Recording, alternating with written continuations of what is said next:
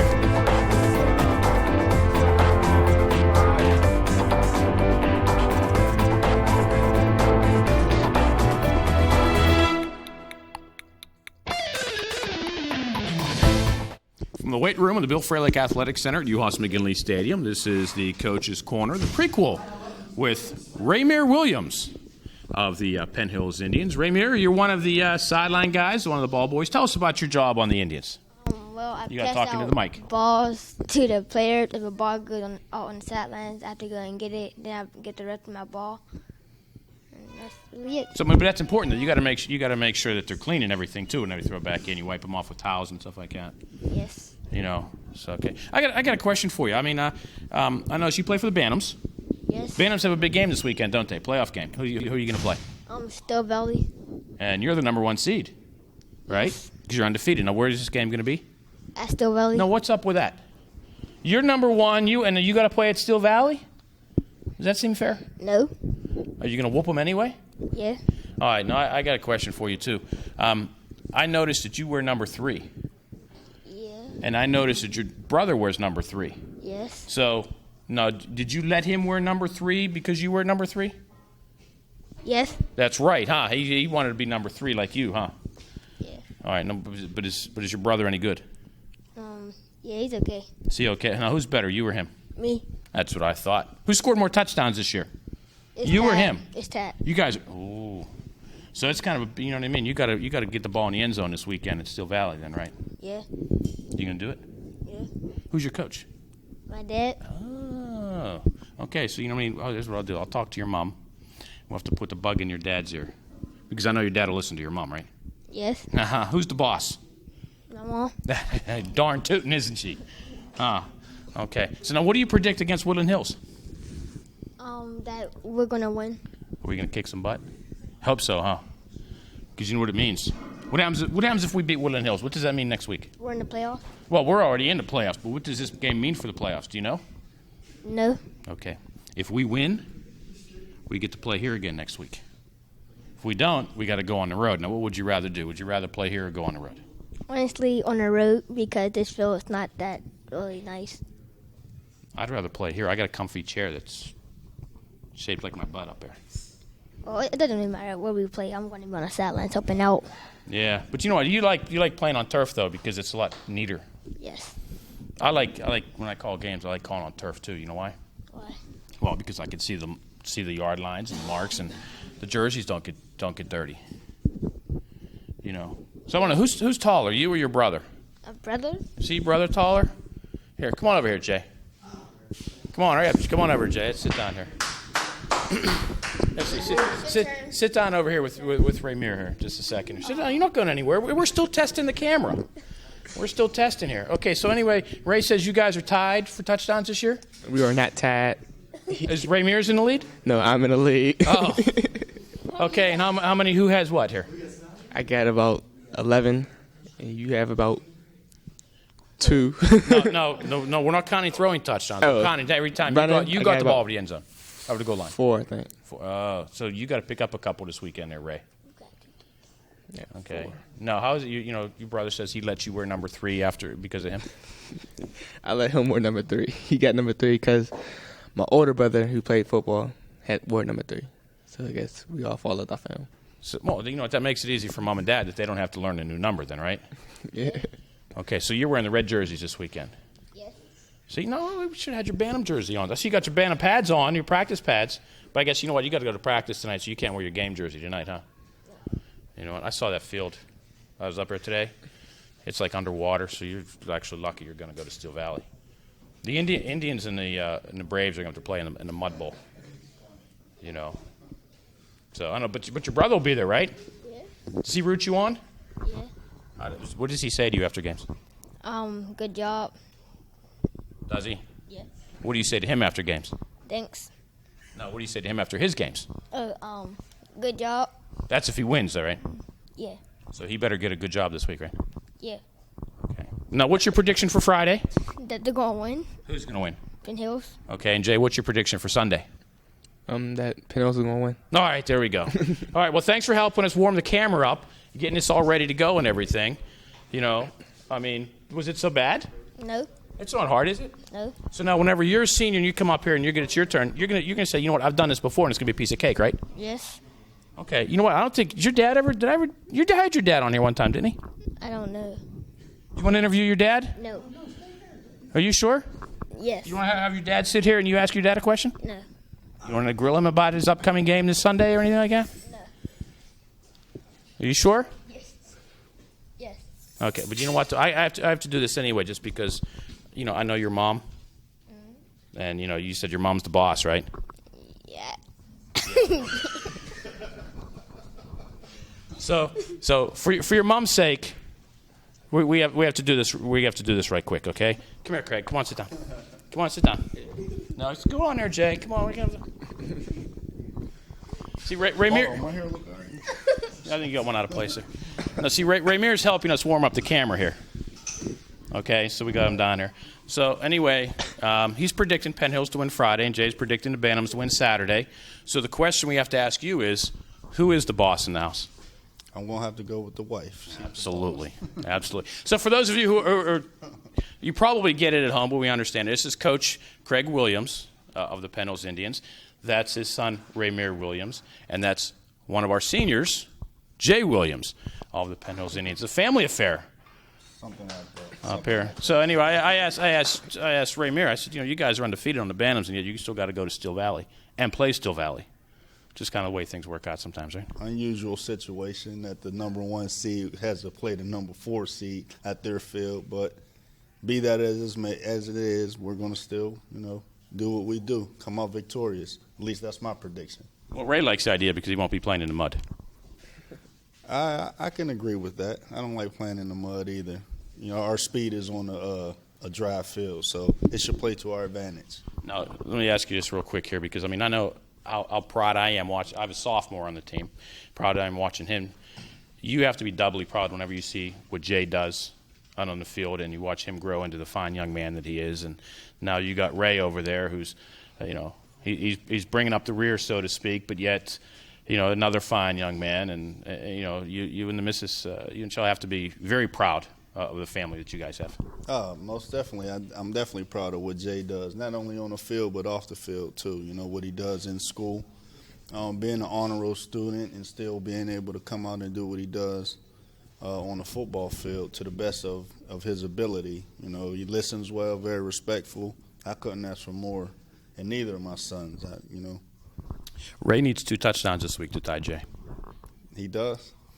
Well, we'll have to talk to the offensive coordinator about that, see if he can get him a couple touchdowns. Now, do you guys have like little chart at home? Somebody have my touchdowns, your touchdowns there, Jay? You know, is there friendly competition or anything like that? Nah. They don't compete. That's one thing they do. They don't compete. They stay humble with each other. So they're all good. If they compete, I'll just have to break out my old tapes and, you know, show them how it really goes. Who helps more? Who? Does Jay help Ray more, or does Ray help Jay more? I think Raymir helps Jay more. You know, telling him about his technique, getting his hands right for him. You know, that's what everybody thought. Everybody kind of suspected that one, you know. But hey, it's fun. Well, Raymir, thanks for coming and help us out here. Get the camera all warmed up and ready to go, and then pretty soon we'll turn it on and start taping. Okay. So then you get ready for your senior interview in a few years. What are you? What? You're freshman, sophomore? What? I'm still in middle school. Oh, okay. Well, you'll be here soon enough. Well, thanks for coming to meet with us, the Williams clan, Craig, Raymere, and Jaquan of all of the 2011 Penn Hills Indians. Thanks, Ray. From the weight room of the Bill Freilich Athletic Center, UHAS McGinley Stadium at Penn Hills High School, this is the Coach's Corner. Once again, along with offensive coordinator Corey Thomas, I'm Bill Navari. Corey, great to have you along for another week of Penn Hills Indians football. This week, after an 0-3 start, who would have thought that you'd come down to a game that meant something for the playoffs? This is it, a chance to be runner-up for the Big East title in 2011. First of all, I'm glad to be here, and I'm looking forward to Friday night's game against the Wolverines. It's going to be a very exciting game. I think our kids are prepared and are ready to go. It's for, like you said, it's for second place, home playoff game, and it's everything's on the line here. The thing about the Penn Hills Woodland Hills rivalry, and it is a rivalry, but it's not a rivalry out of dislike, a rivalry out of hatred that you want to go out and beat up the other guys. This is a rivalry where these kids are friends with each other. This is a rivalry where they go out and they hit each other hard, and after the game they pick each other up, and then they all go out together and do whatever, and they all wish each other the best. So it's kind of a weird kind of match coming up, but yet when you look at the Wolverines and George Novak in that organization, you have to give them a lot of respect and wish them well after the game. Yeah, you use your mic. Huh? I wish them well after the game. I played for George 25 years ago, and they have a great program over there. They have very great kids, and some of the kids I play with, their kids are coming through. It's a very exciting. It's going to be a very exciting night.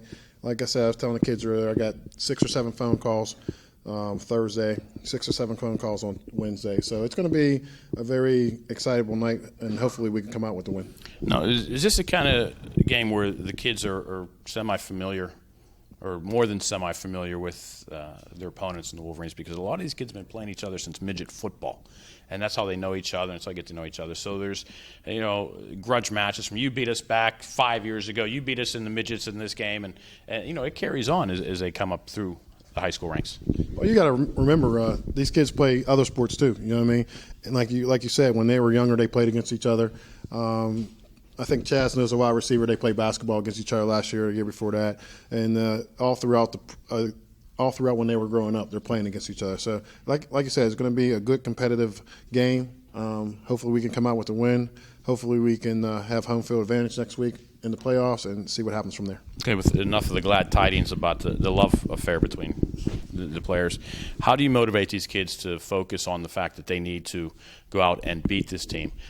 Impress upon them the fact that the game means something, and it means quite a lot. It means a home game next week or going somewhere on the road. And, it's a lot easier to win at home than it is on the road. So, how have you impressed upon them that this week as far as focusing on the matter at hand? You know what? For this week, it's pretty much easy. It's easy. They know it's Woodland Hills week. They know what they need to do. They're very excited to get game on Friday night. And for this week, it's a 22 rivalry. You know what I mean? Route 22 comes right between us. They're ready to go and be successful. We're looking forward to the 10-minute bus ride down there. And I think on Friday night, people are going to be very shocked of how we can play very good football against a very good team. Like you said, we're 0-3 starting off the season. Everybody looked upon us like we were underachievers. Now we got our kids believing in the right way, and I think it's going to be a very exciting game on Friday night. I don't know which is a shorter road trip to the Wolverine or to Plum High School, but either way, a lot of folks should come down to the game. So you're saying that these kids are really self-motivated in knowing that what they need to do Friday night? They're very self-motivated, and that's all they've been talking about all week is getting ready for Friday night and being prepared to play a good game and hopefully come out with the win. How do you kind of impress upon these kids that their opponent last week is not the caliber of this week's opponent, and that they kind of blew Kiski out last week, and you try to tell them that this week isn't going to be so easy? Well, you know what? We've been preaching all week. It's one game at a time, one play at a time, one quarter at a time. That's all we've been preaching all year long, and it's Woodland Hills week. You know what I mean? So it's just one game, and hopefully we'll start off and we'll go one quarter, play first quarter, play second quarter, and at the end of the game, hopefully we're ready to go to have our second seed for the Eastern playoffs. Well, hopefully Monday night when you guys are at the playoff pairings meeting, you'll see who the opponent is who's coming to UHOS McGinley and not trying to find out where you're going. I know you need to get to practice, and I think I have half the senior class over here that wants to get on for the final senior interview. Yeah. So we'll let you go. Corey Thomas, best of luck to you, and hopefully we'll get to see you again for Coach's Corner next week and for weeks to come. Yes, hopefully. Coming up next, our seniors of the week as the Coach's Corner continues here on the Penn Hills Indians Football Network. Our seniors of the week, we got a nice group, almost about half the seniors or so. We got 5 of them here. I want to have the final chance to get on for their senior year. We have Trayvon Hester, we have Jay Williams, Corey Jones, Smiley, Malik Blakeman, and Chaz Whitaker of the 2011 Penn Hills Indians. Chaz, let's start with you because you made an announcement in the past week that you will be attending the West Virginia University. Yeah. Oh, come on. We got to do better than yeah. Okay. Get serious, bro. No, we're having a good time. But to explain us, why the choice to go to West Virginia?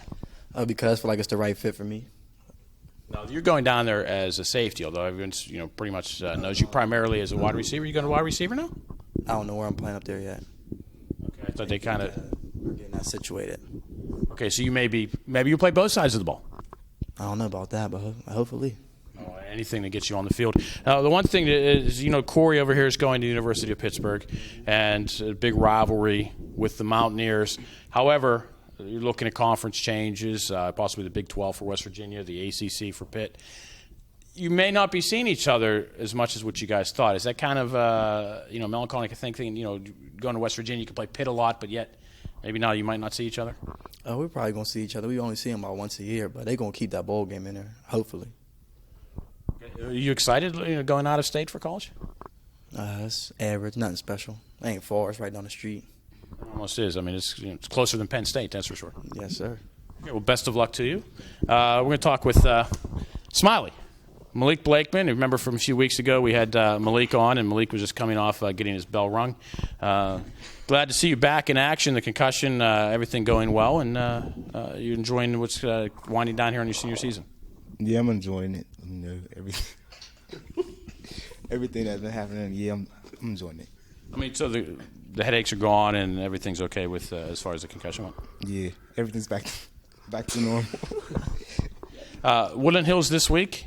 You guys understand the implications of what goes on Friday night. You guys focus on trying to get back here to play another game at UHOS McGinley?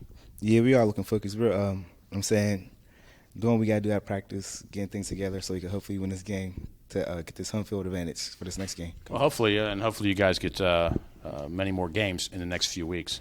The longer you guys the more you guys win, the longer we get to keep playing football. Corey, great to have you back on again. Heard Chaz talking about he's going to be a Mountaineer and you're going to be a Panther. I mean, that's probably Pitt's biggest rivalry. So still going to stay friends?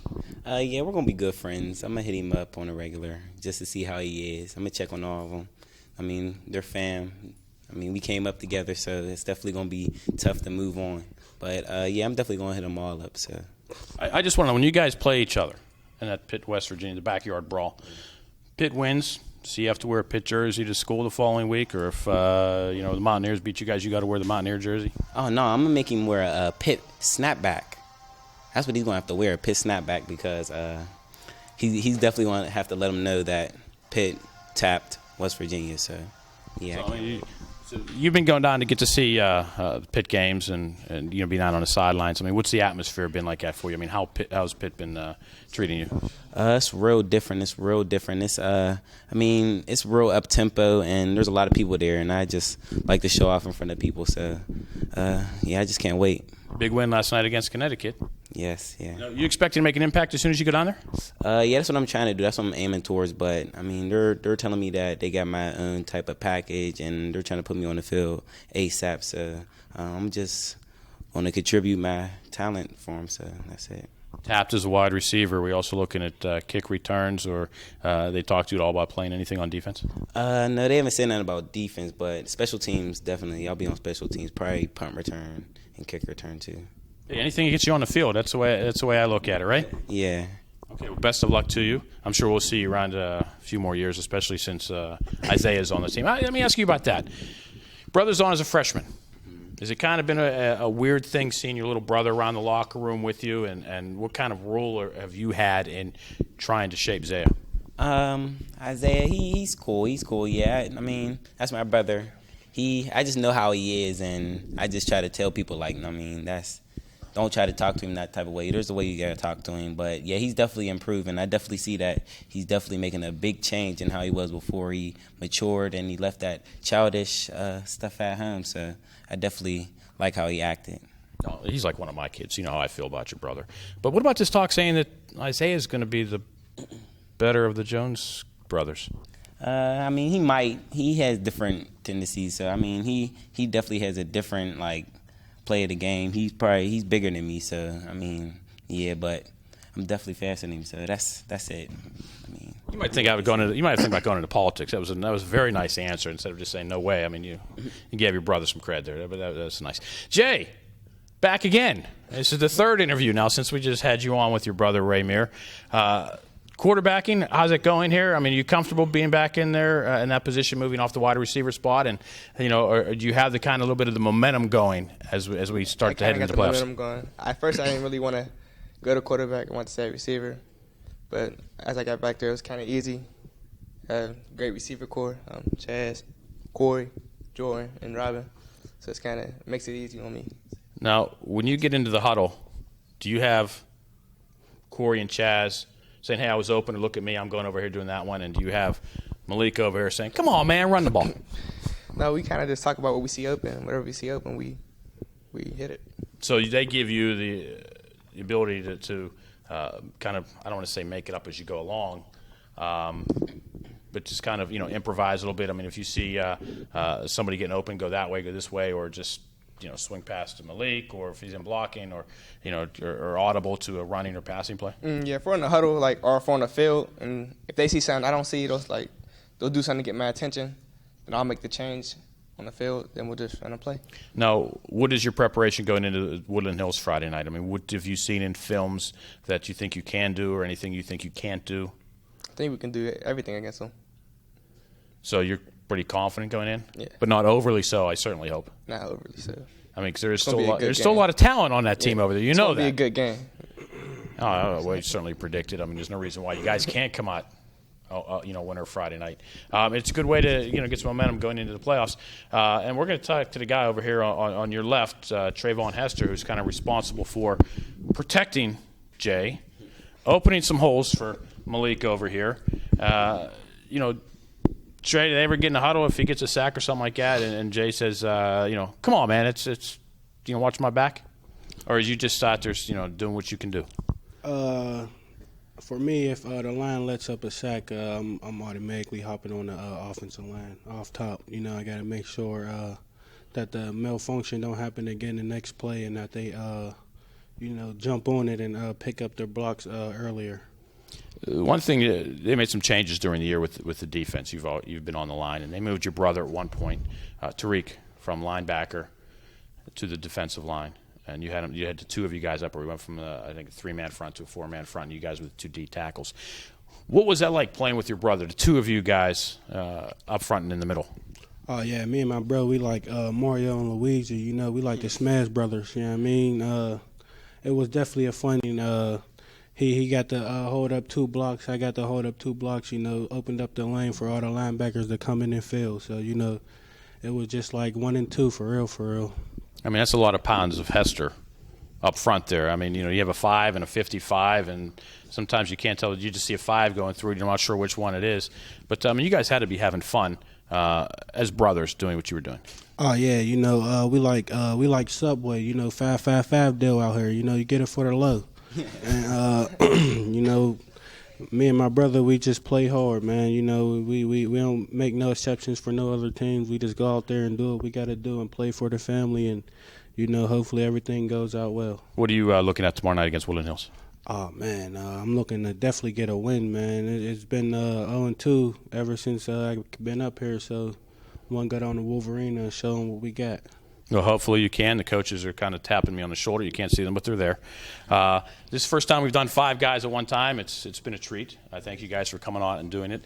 Best of luck, not only tomorrow night and in the weeks to come, but in what you guys do after you leave Penn Hills High School and always stay part of the Penn Hills family. Our seniors of the week, Trayvon Hester, Jaquan Williams, Corey Jones, Malik Blakeman, and Chaz Whitaker of the 2011 Penn Hills Indians. Coming up next, it's that long road trip down to the Wolverine and Turtle Creek, the Indians, and the Wolverines from Woodland Hills High School, the Battle of the Big East, the runner-up, and a home game next week in the playoffs. It's coming your way next here on the Penn Hills Indians Football Network.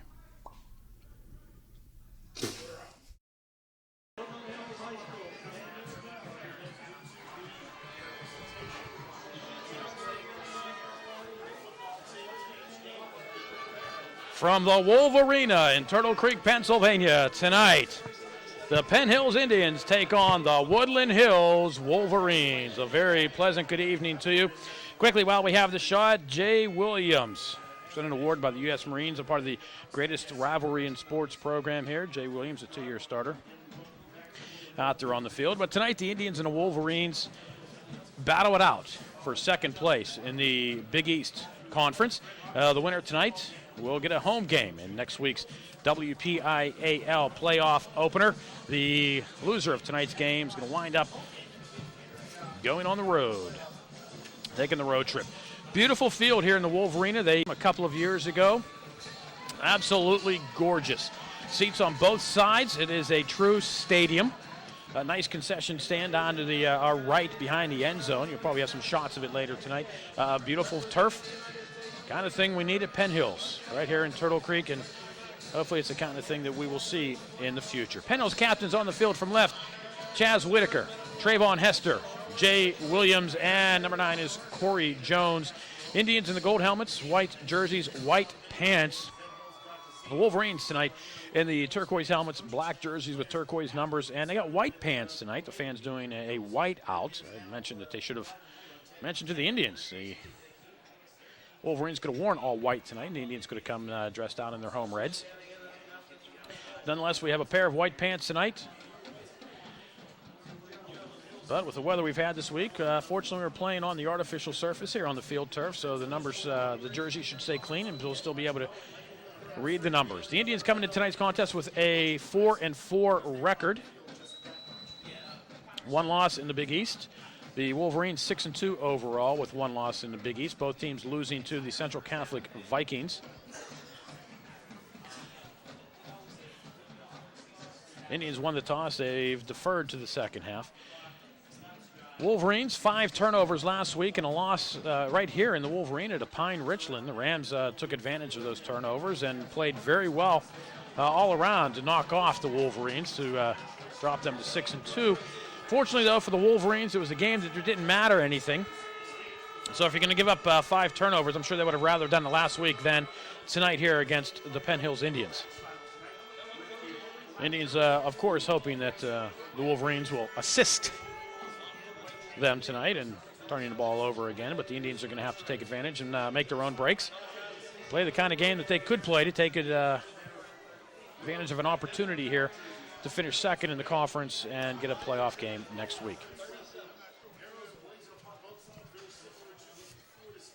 So the Indians' defense will take the field first.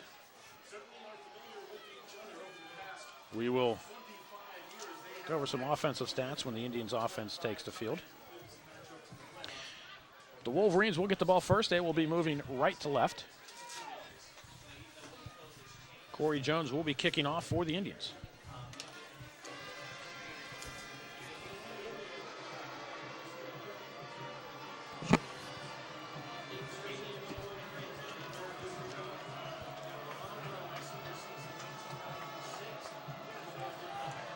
Back for the Wolverines on the near side, Ronald Brown. Far side, Jameer Jutrell.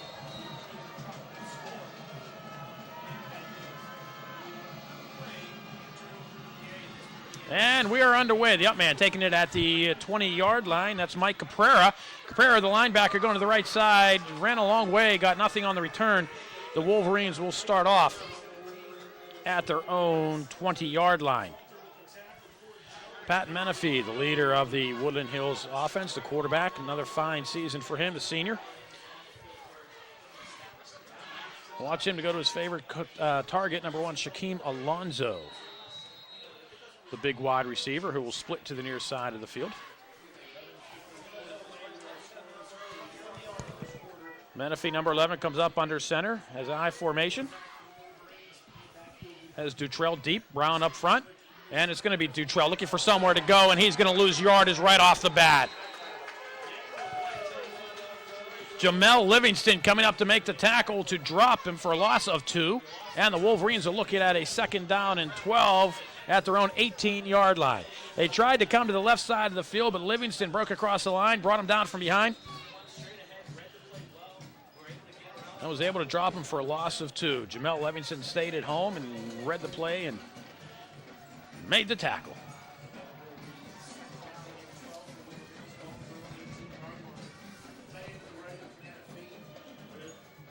Brown in front of Dutrell and the eye behind Menifee. And they're going to say Darian Macklin jumped offside, so the Indians taketh away, then the Indians giveth right back. Kind of mistakes the Indians can ill afford in a game of this magnitude tonight. So instead of a 2nd down and 12 for the Wolverines, they're now looking at a 2nd down and 7. Changes the complexity of the play calling. Alonso will split to the near side. Still I formation. Tight end to the right side of the Woodland Hills offensive line. And they're going to go with Dutrell, and he goes right into the line. The Indians will stop him at about the 25-yard line. I'll give him maybe a gain of 2, possibly 3 yards. We'll give him 3.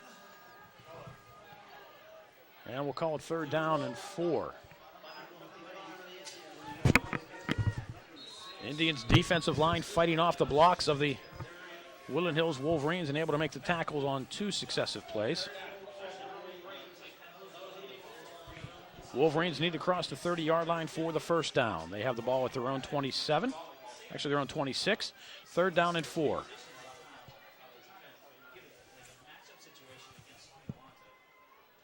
Menifee rolls to his right. Play action. Under pressure from behind. Looks. Throws the ball downfield. And pass. Caught by Alonso at the 38-yard line. It'll be a 1st down. Using that big 6'5" size.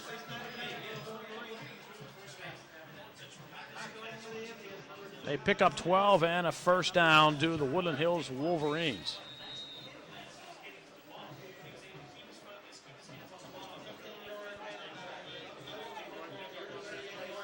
So Woodland Hills now with a fresh set of downs at their own 38-yard line. Clock running, 9:50 to go here, opening quarter. We are scoreless opening possession of the game. The Woodland Hills Wolverines and the Penn Hills Indians. First man through is Brown.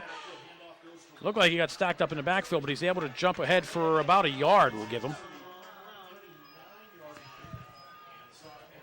Wolverines trying to call on Dutrell, and they give it to the up back Brown, and Brown just able to pick up nary a yard.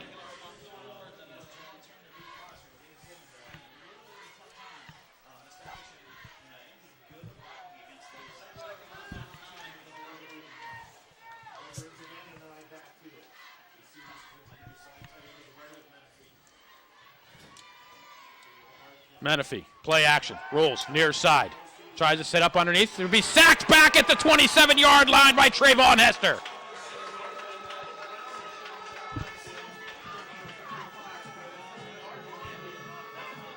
Big sack on the play. It looks like they tried to set it up to Alonso on the near side. And the Indian defense has been getting penetration, and they were able to get to Menifee this time and drop him for a loss of 12 on the sack.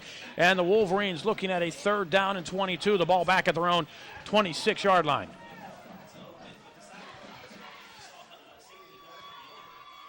Big Trayvon Hester, able to get into 6'3", 290 Hester. Playing the left defensive tackle, big number 55. Menifee has Brown in the backfield. I'm sure he just said, no, we will hand off to Brown. And Brown is able to pick up about 7 yards, but they'll still be well short of the 1st down, and the Wolverines will have to punt on their opening possession. Pick up a total of about 14 yards of offense.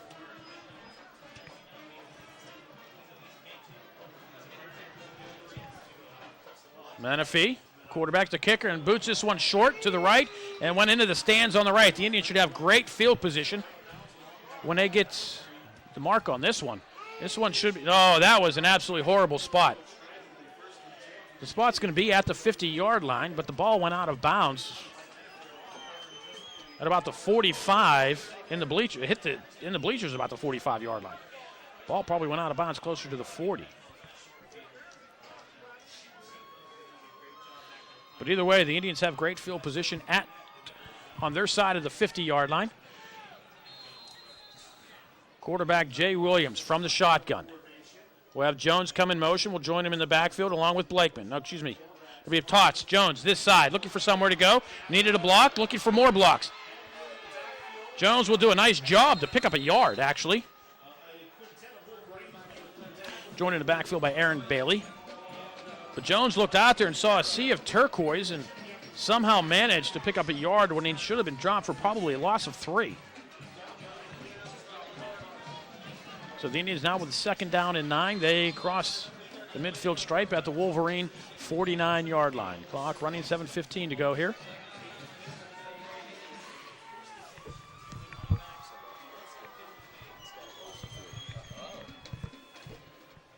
This time Whitaker comes in motion.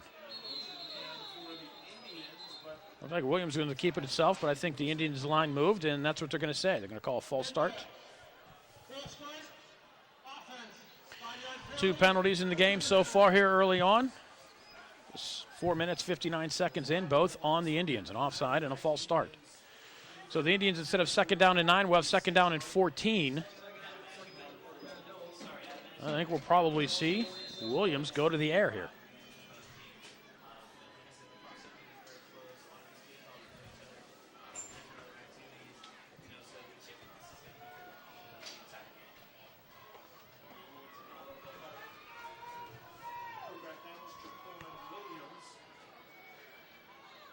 Salter and Jones to the near side. Whitaker will come in motion. Jordan Davenport split far to the left. Williams will throw with 3 receivers on the near side. Throws underneath to Whitaker. Steps out of bounds at about the 49-yard line. They're going to give him the 48. Pickup of 2. And the Indians will be looking at a 3rd down and about 12. Indians threw underneath. The blocking wasn't there, and Williams out of bounds. Excuse me, Whitaker out of bounds on the Williams pass.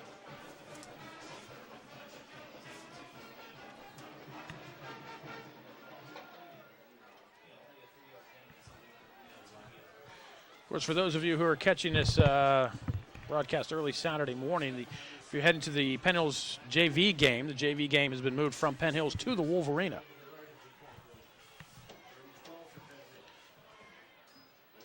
Williams, flush, throws. Jones at the 50-yard line. Out of bounds for maybe 2 yards.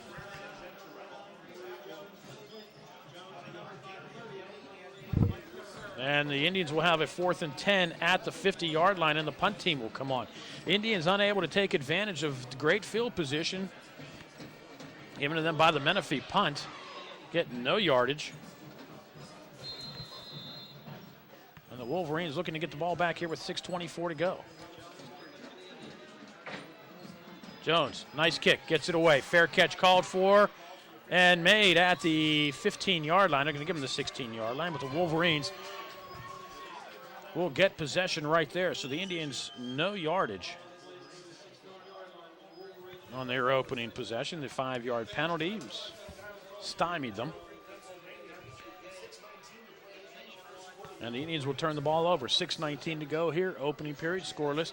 Penn Hills, Woodland Hills. See if the Indian defense can rise to the occasion and get the ball back here for the Indian offense. Menifee under center. Lone setback behind him is Brown.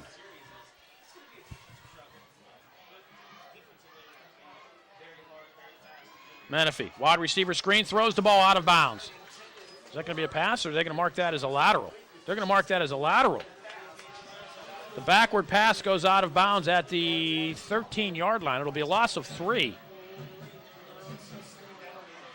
for Menifee, and officially call that a fumble.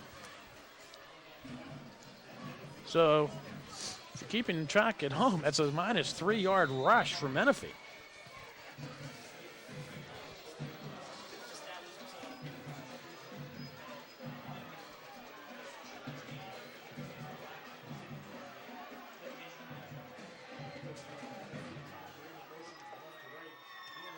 Keep it on the ground to the Wolverines. Dutrell out to about the 20-yard line. We'll pick up about 7.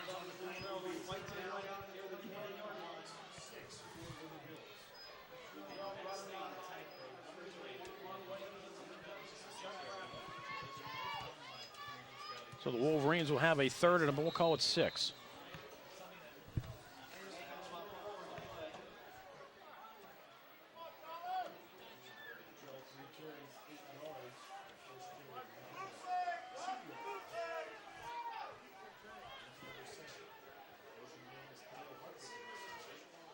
Keep it on the ground, and the Indians are there. Dutrell stopped at the 21-yard line. And the Wolverines will have to punt once again, turn it into a defensive stalemate here early on.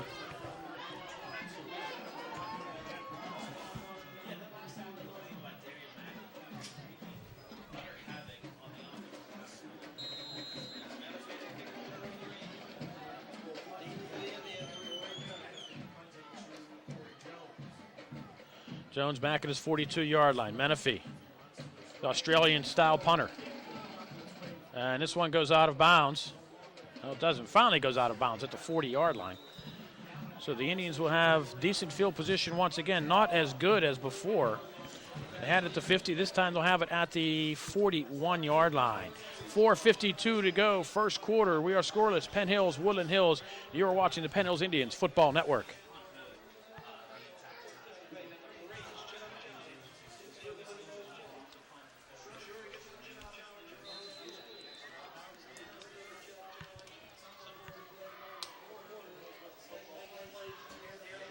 The Indians coming to the line on a 1st and 10 at their own 41-yard line.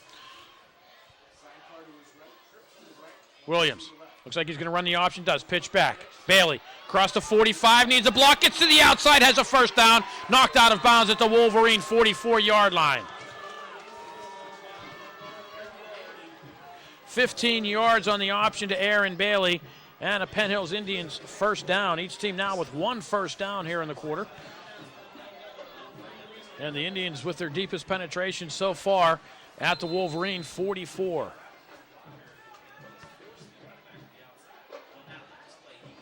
Williams really went on the option early on the rollout and pitched it to Bailey, who was about 7 yards behind the line of scrimmage. Bailey still managed to pick up about 15 yards on the rush, and the Indians sitting pretty at the Wolverine 44.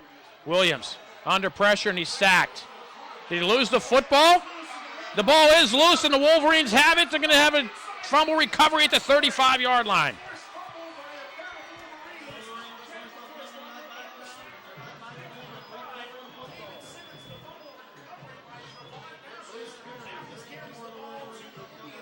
First turnover of the game goes the way of the Wolverines. They get the break. They have the ball with 4:34 to go in great field position at the Indian 35-yard line.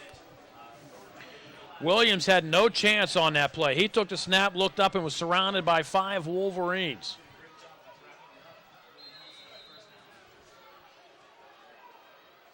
And the Wolverines jump off sides. So the ball will get marked back to the 45-yard line.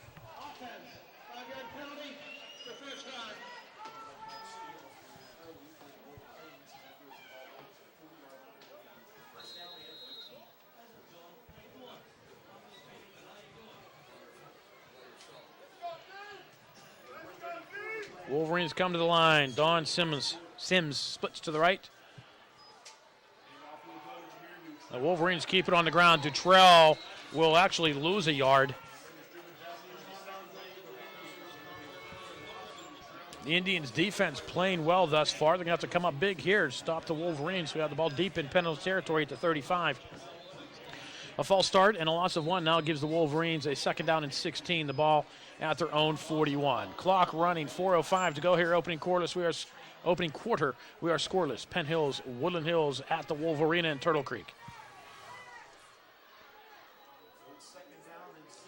Menifee, straight drop, looks right, throws that way down the sideline, has a man in the pass, intercepted by the Indians. No, Corey Jones unable to hold on to it.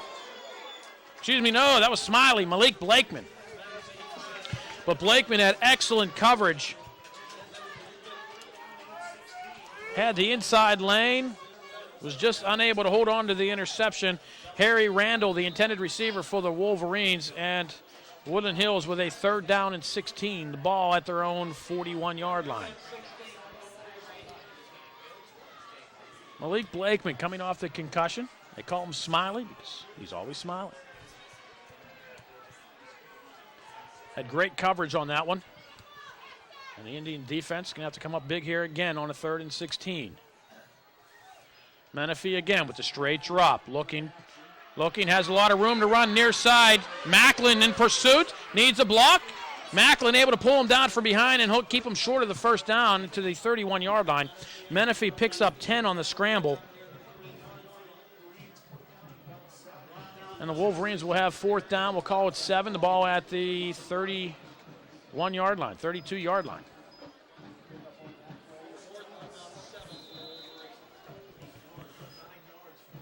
Officially will give him 9 yards on the rush. And the Wolverines with a 4th down, keeping the offense on the field. And why not? Bit far for a field goal. It would be about a 50-yarder from this point. And if you're looking at a punt, you're only giving up about 12 yards if you kick it into the end zone. The Wolverines will use their first timeout. 3:02 to go, first quarter. We are scoreless. Penn Hills, Woodland Hills. You are watching the Penn Hills Indians Football Network.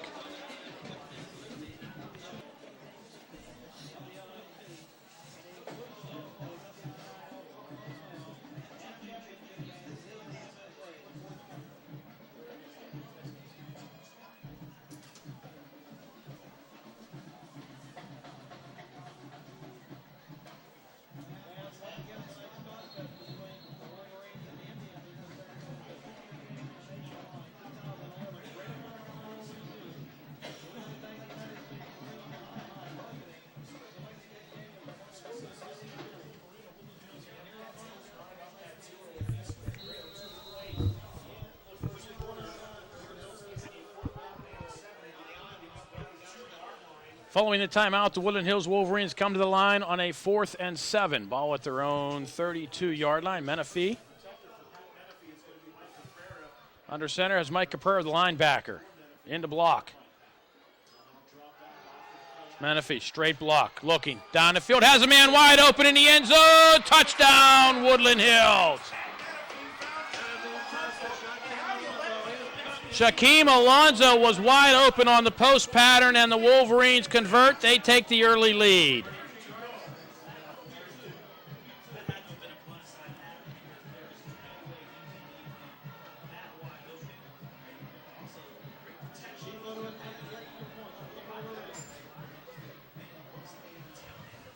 Obviously, that had to be some sort of blown coverage by the Indians.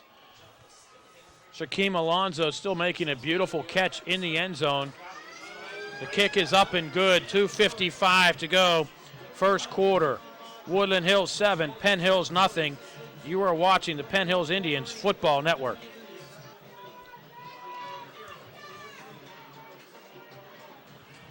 The Wolverines able to capitalize on the Indians' fumble. Go 35 yards in 5 plays. Shaquem Alonzo, the 32-yard touchdown pass from Pat Menifee. Point after good. The Wolverines up 7-0. Now it's important to see how the Indians respond offensively.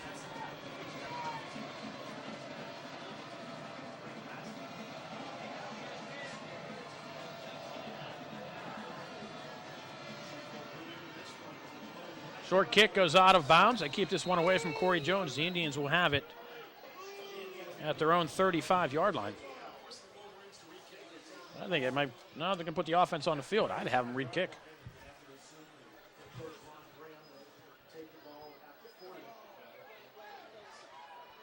Procedure on the kick.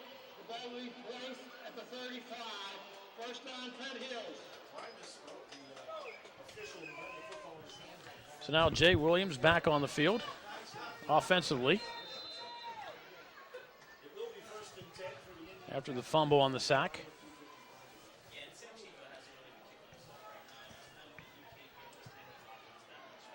Very fast moving first quarter, 2:55 to go. Williams pitches underneath Corey Jones. Nice job to not have the ball go over his head. Picks up a yard, maybe 2. Give him 2 yards to the 37.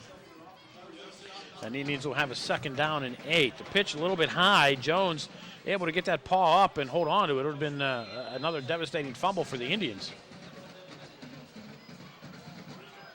And the Indians go to the line, no huddle. Giving Jones a nice cushion on the near side. Jones will go in motion, join the fray. Now he comes back out.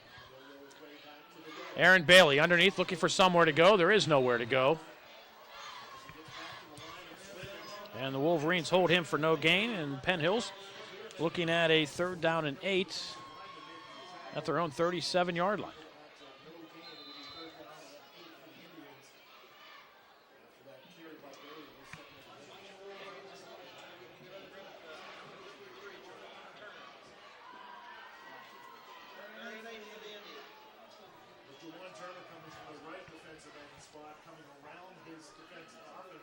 Big Dom Pizzuto comes out over the ball.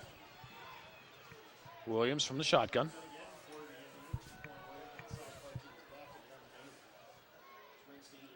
Option, Bailey, left side, looking for somewhere to go. Bailey will be close to the 1st down, and you see where they spot him.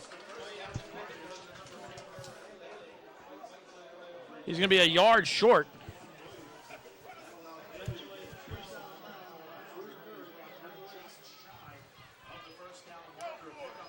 The Indians will keep the offense on the field. Oh, now the punt team comes on. I think the Indians might need a timeout here. Yep, they will use a timeout. 1:27 to go, 1st quarter. Woodland Hills 7, Penn Hills nothing. You are watching the Penn Hills Indians Football Network.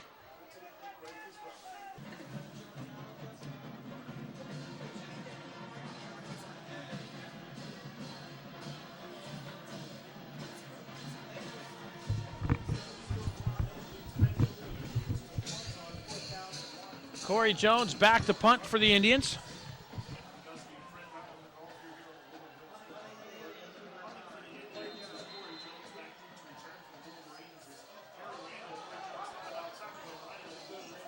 Jones will kick it. He faked the fake. And Blakeman unable to keep it out of the end zone, but the Wolverines will start at their own 20-yard line. Looks like Corey Jones looked for an opportunity to go. And then pulled up and punted. Fortunately for the Indians, it did go into the end zone. But the Indians' defense comes back on the field. We'll see how they respond after giving up the touchdown on the blown coverage on a 4th down play. 32-yard pass to Shaquem Alonso. Brown, the lone setback behind Menifee. It'll be Brown looking right side, wrapped up in the backfield by Hester. The rest of the Indians come in and finally bring him down. It'll be a loss of 2.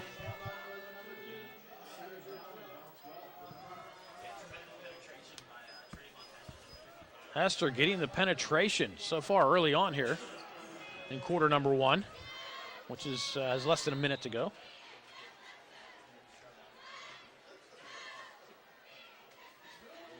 Indians defense has played very well so far in the 1st quarter, aside from the touchdown pass.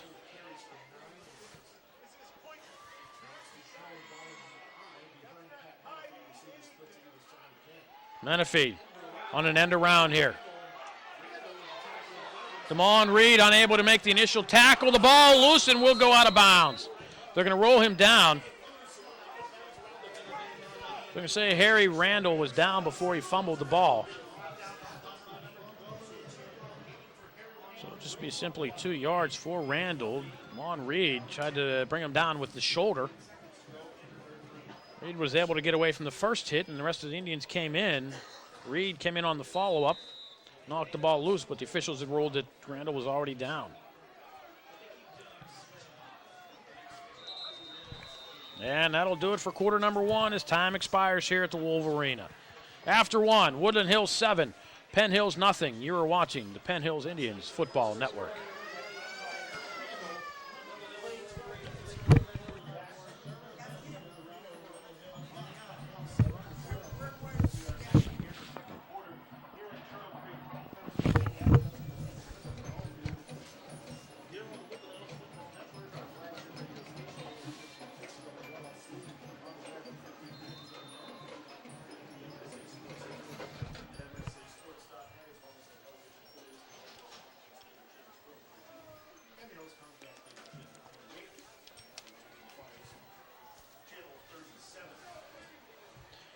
Woodland Hills to the line as we open quarter number 2.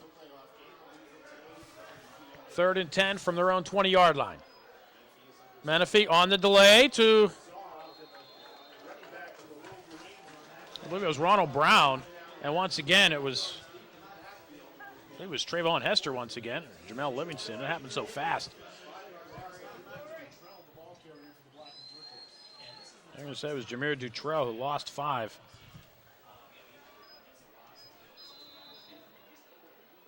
In fact, it was Trayvon Hester who just got himself right in the backfield quickly. Wolverines will come on to punt. Indians should have good field position. Ball will bounce at the 45. Jones will let it roll, and it'll keep rolling inside the 40 to the 37-yard line. The Indians will start with 11:15 to go in the first half. They trail the Wolverines by 7. The Indians' offense stymied thus far. The Indians' defense playing very well.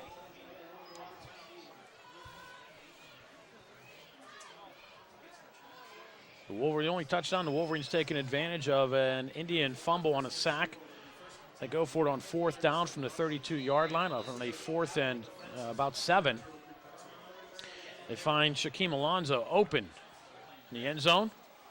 Alonzo still does a nice job to make a nice catch because the ball came in high. Pulled it in for the Wolverine touchdown. Bailey, pitch behind him. It's a downfield block from Corey Jones. Another one from Jordan Davenport. Indians wanted a late hit on the near side. And the officials do not pull the flag out. Pick up about 8 for Bailey. It'll be 2nd down and 2.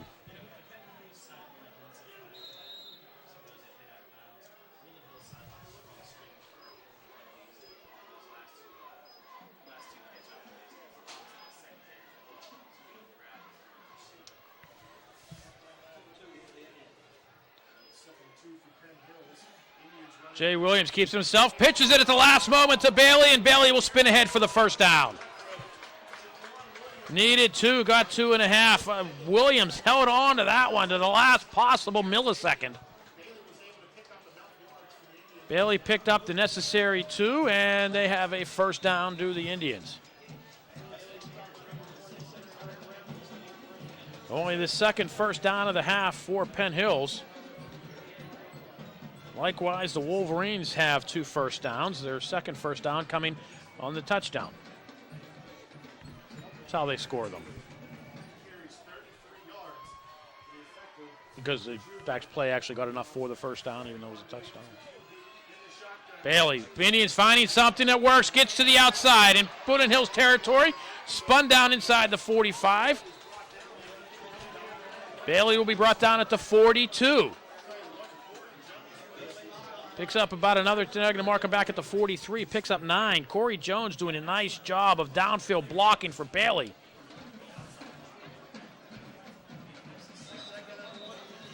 And it'll be 2nd down and 1. The Wolverines will use a timeout. 10:05 to go first half. The Indians on the move, but they trail the Wolverines by 7. You're watching the Penn Hills Indians Football Network.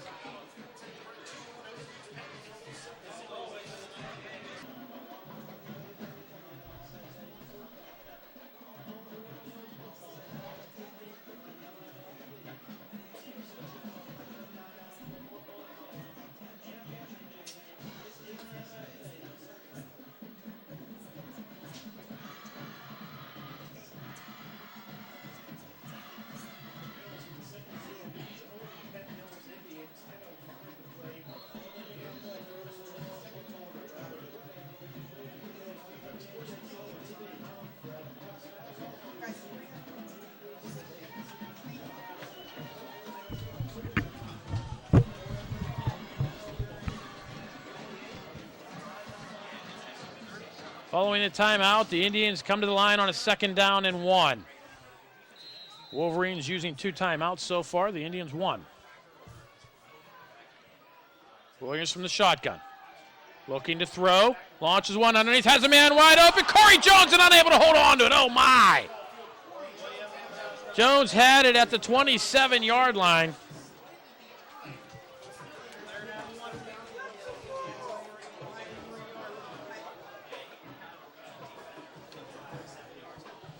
But fortunately for the Indians, that was on a 2nd down and 1, not a 3rd or 4th. Now, knowing Corey Jones, he's got himself a little fired up here, looking for some redemption.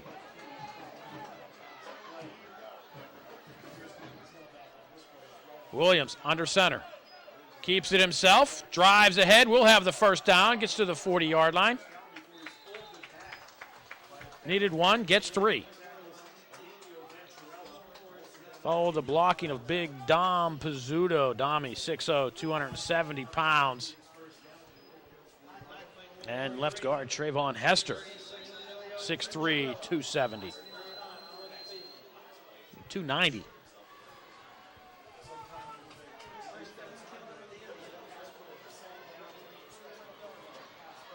He's 290. The younger brother's 240. Can you imagine the food bill in the Hester household?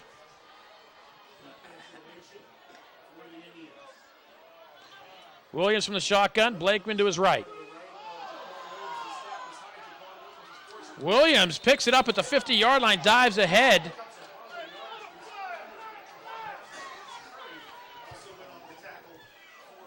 Indians will lose about 6 on the fumble. Some confusion on the snap count.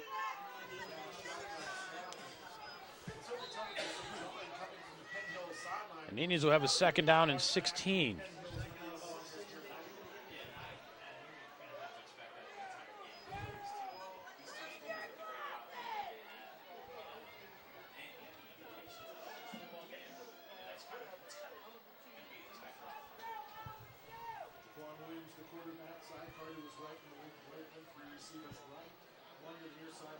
Williams steps to his right a little bit, throws underneath, has Corey Jones this time at the 45, excuse me, that is Jones, at the 35-yard line.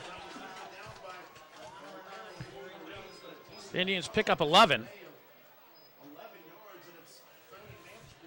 Indians will have 3rd and about 5.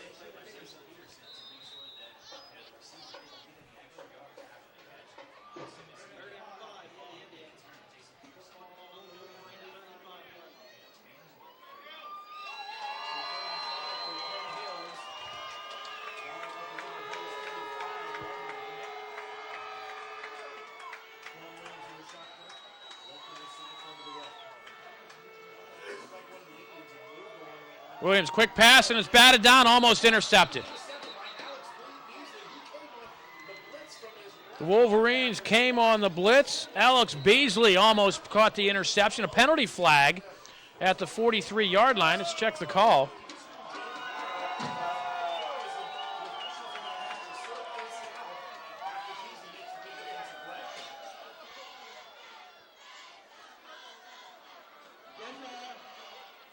Unsportsmanlike conduct on the deep on offense. 15-yard penalty, 4th down. So they're going to call an unsportsmanlike conduct penalty. I didn't see what happened. Check the replay off on the Woodland Hills broadcast to our left. They tried to get that one to Chaz Whitaker. But I didn't see anything on the replay to indicate what the call was. Jones will come on to punt.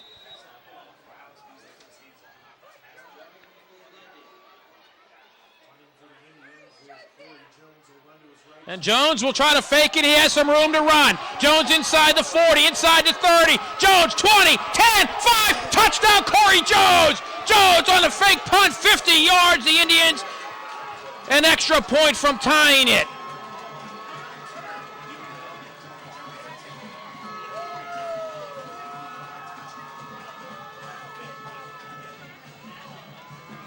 Jones was looking for redemption on the dropped pass, has it there on the fake punt. I mean, that was 4th and a long way to go. And Jones just took off and away he went. Oh my.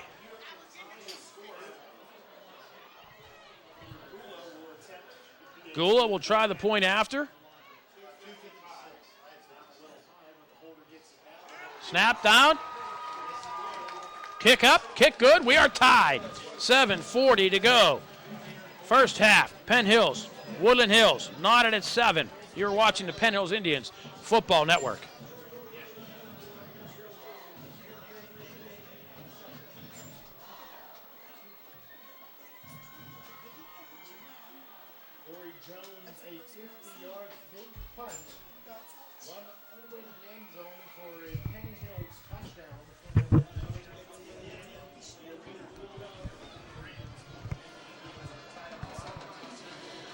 Corey Jones, who made the 50-yard touchdown run on the fake punt, tees it up at the 40-yard line. The Indians now with a little momentum back, tying this game at 7. Kick taken at the 10-yard line. And the Wolverines will get a nice return. Dutrell across the 40 out to the 45-yard line.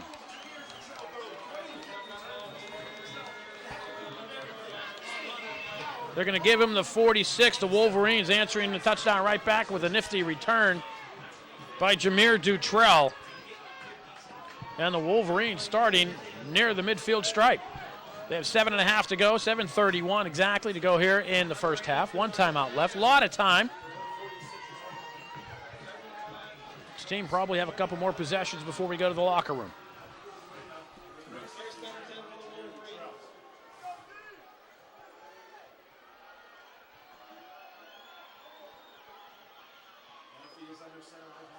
Dutrell, who had a nice return with a nice run inside the 30. Dutrell being chased from behind by Williams, brought down inside the 10-yard line. It'll be first and goal, Wolverines at the 6.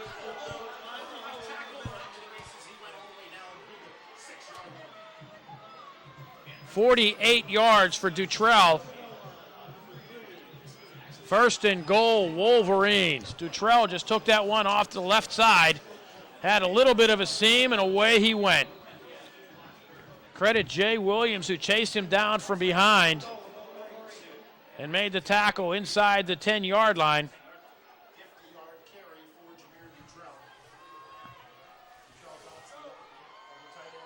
Dutrell tries to follow up the run, gets wrapped up from behind by Hester the younger, but he'll get down to the 4. We'll pick up 2.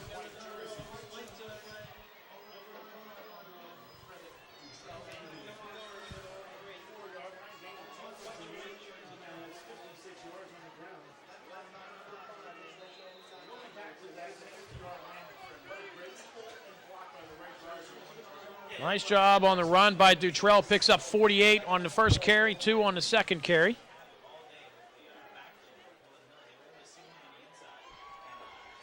And Dutrell once again gets even closer to the goal line. So the helmet rolls off. Get him down to the 2-yard line. Another 2 yards for number 2, Dutrell. And it'll be third down and goal. Tariq Hester had his helmet rolling along the field. Fortunately for the younger Hester, his head wasn't in it. Official timeout. Oh, Hester fixes the helmet.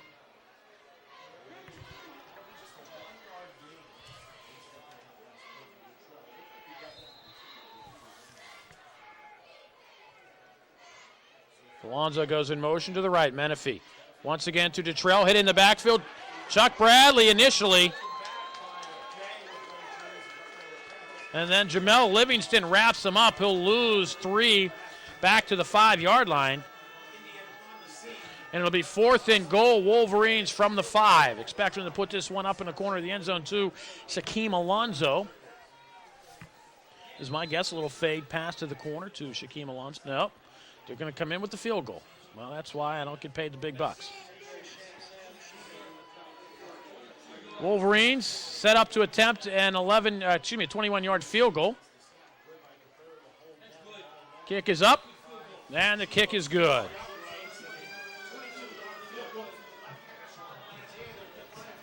.5:15 to go first quarter. Woodland Hills 10, Penn Hills 7. You are watching the Penn Hills Indians Football Network.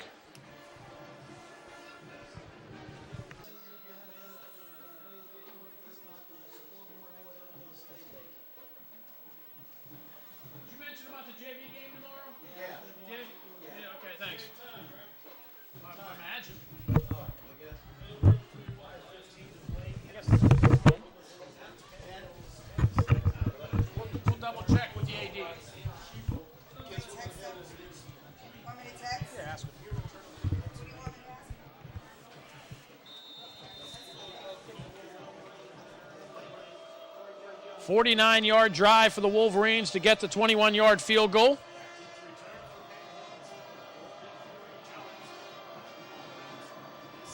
And the Indians will get the ball back, 5:15 to go.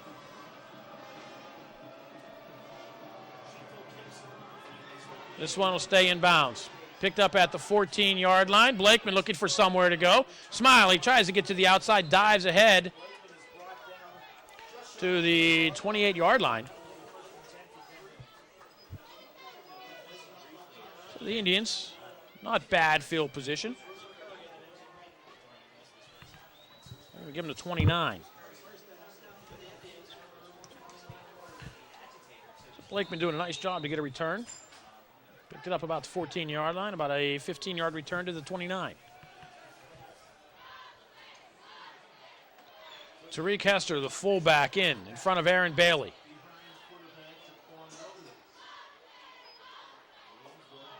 And they'll go right side with Bailey, who looks like he may get just back to the line of scrimmage. Mike Caprera on the tackle for the Woodland Hills Wolverines. Caprera, the 6'1", 210-pound senior. I'm sure you will hear more things to come once he graduates.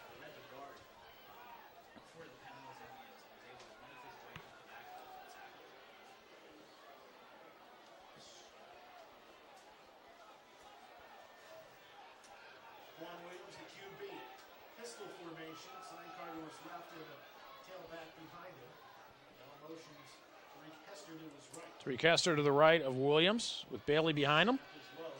Play action. Williams looks, pumps, rolls to his left, looking for somewhere to go. Flushed out of the pocket, has a little bit of room. Throws this one downfield, has Corey Jones. And Jones cut back. Caught the ball at the 35-yard line, ran backwards and brought down at the 31. So, scant pickup of 3. Williams might have been better off to just take that one and keep running.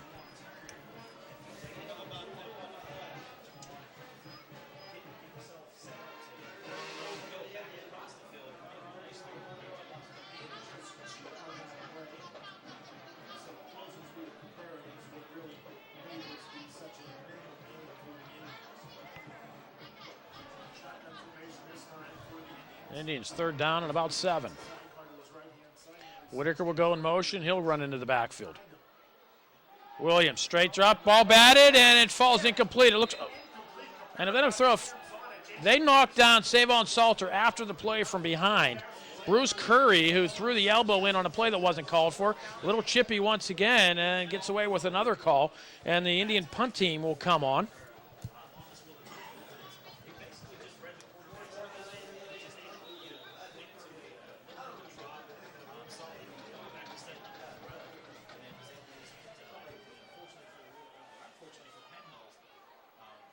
Low snap. Jones gets it away, and a flag comes in. They're going to say Caprera knocked him down and didn't get a piece of the ball.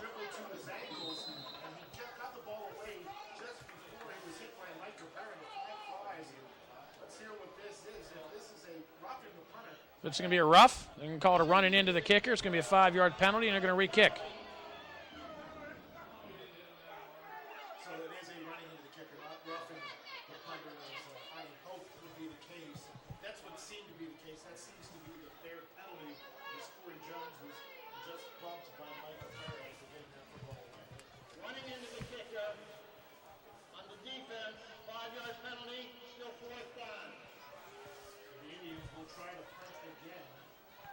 So that'll be 4th and 2 this time. Jones will come on to kick once again.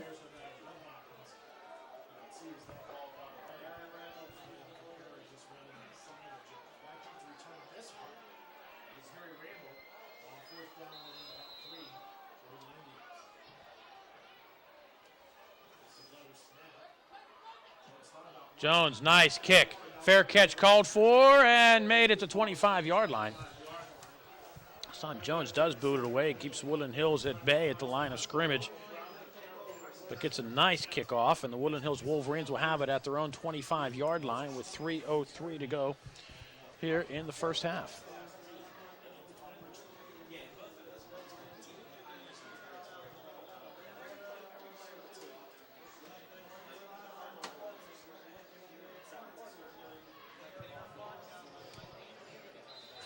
So the Wolverines so far in the first half seems gotten the benefit of some non-calls. And that's the way it goes in football sometimes. Sometimes you get the call, sometimes you don't. Menifee, play action, rolling to his left, under pressure. Hit by Hester.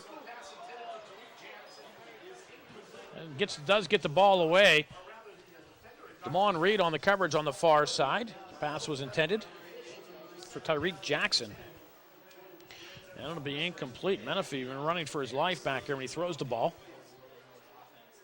So far here in half number 1.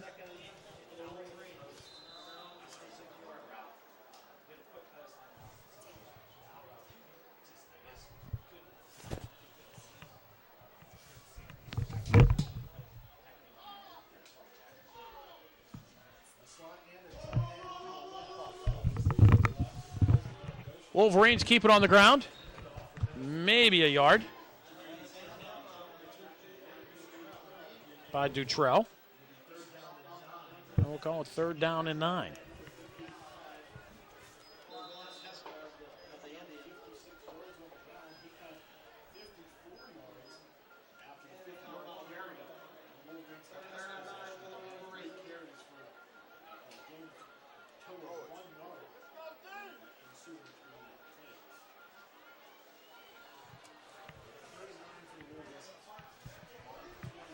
Third down and 9 for the Wolverines. Menifee, straight drop. They go on the end around. It's going to be trying to halfback pass. The Indian defense was there. Breaking up the pass was Trayvon Hester, at least the attempt of the pass. Forced Tom Green to tuck it under and run. Picks up about 3 yards, but the Wolverines will have to punt. Indians might do well to use a timeout here and stop the clock instead of letting the Wolverines run this one down.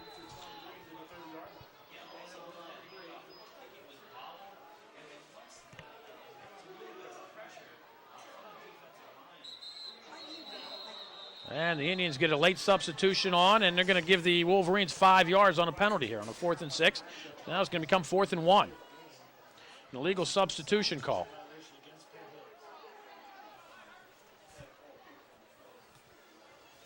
Dead ball, illegal substitution on the defense. That'll be a 5-yard penalty. Replay 4th down. The Indians making some mental errors here.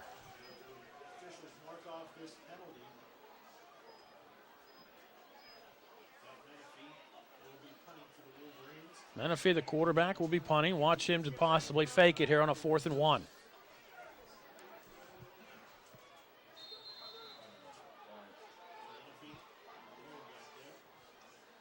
High snap, Menifee does indeed kick it away. Jones will watch this one bounce, picks it up at the 29-yard line, and goes down immediately. Didn't have any room there. As soon as he got that ball, a couple of Woodland Hills Wolverines were right in front of him. But the Indians will have 90 seconds to go in the half. The ball at their own 30-yard line. The Indians are able to get on the scoreboard here before this half runs out. They'll also have an opportunity to extend the lead because they get the ball to start half number 2.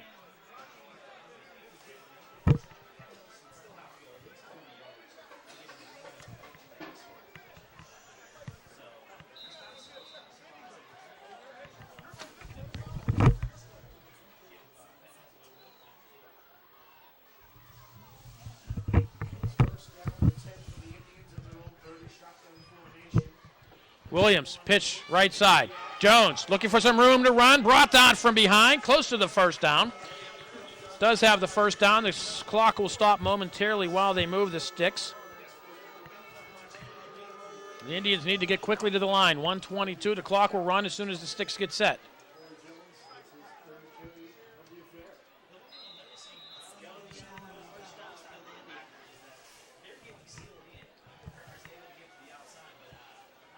Jones once again, and smacked in the backfield and goes down. Coming up and making a great play, Jason Peterson of the Wolverines will drop him for a loss of 7. Indians going to the well once too often.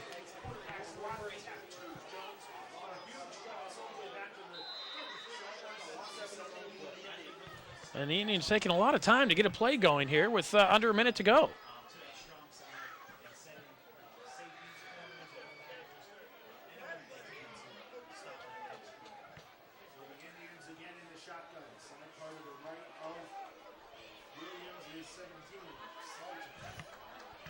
30 seconds, clock running. Williams, launching one, downfield on the right side. This one will probably be picked off, and it is. Randall up the sideline, getting some blocks. Gets inside the 20 and goes down at the 15-yard line with 15 seconds to go. In fact, they're going to mark him down about the 10.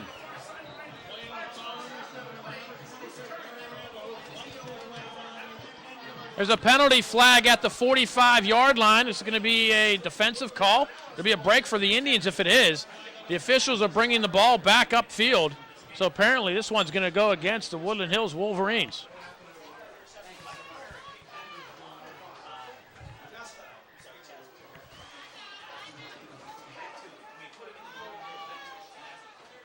If it's a pre-possession foul, the Indians will keep the ball.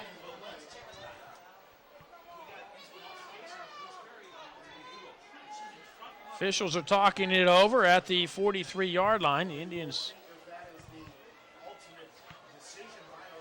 I know the flags at the 45-yard line on the far side, off to our left.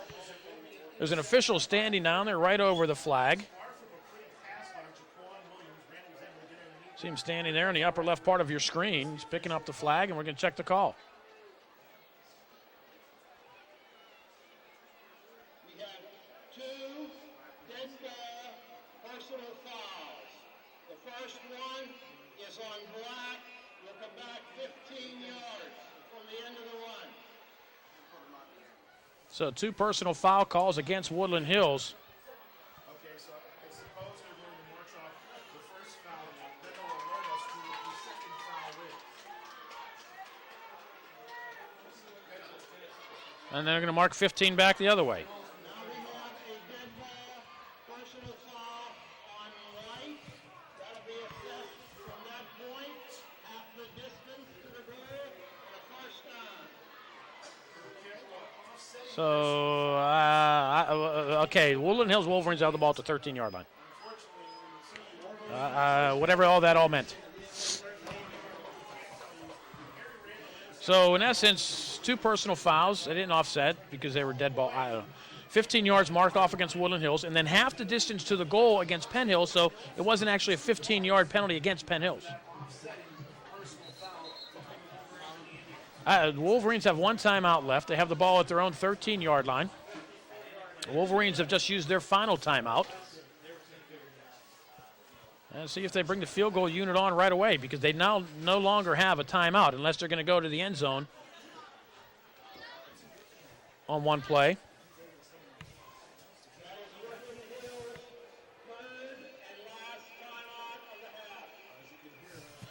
It's like the Chinese staff looking at. Okay.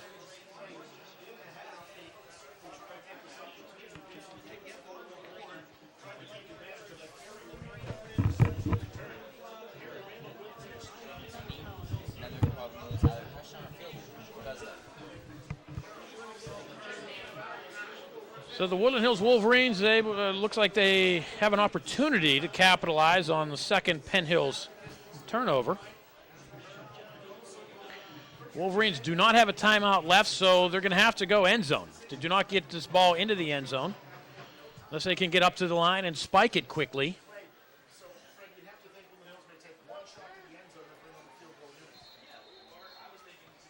Now this may come the fade pass to Alonzo into the end zone. Kid's 6'5". And we'll bring the offense on.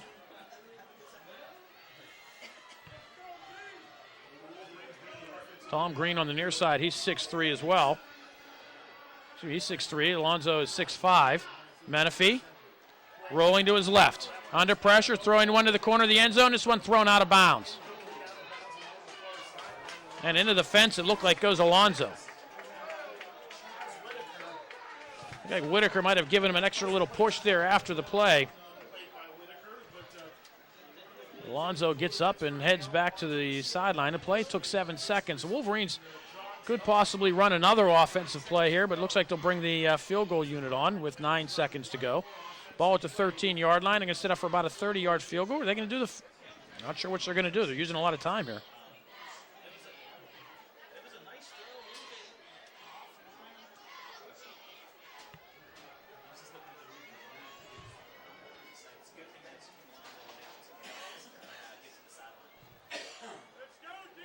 Oh, the Wolverines will indeed run another play.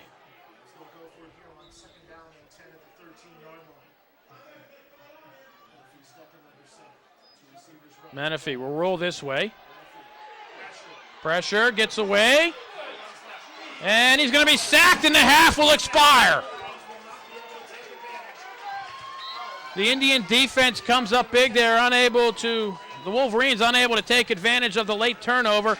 And the half will expire with the score, Woodland Hills 10, Penn Hills 7. Stay tuned. Second half action coming your way next. You are watching the Penn Hills Indians Football Network.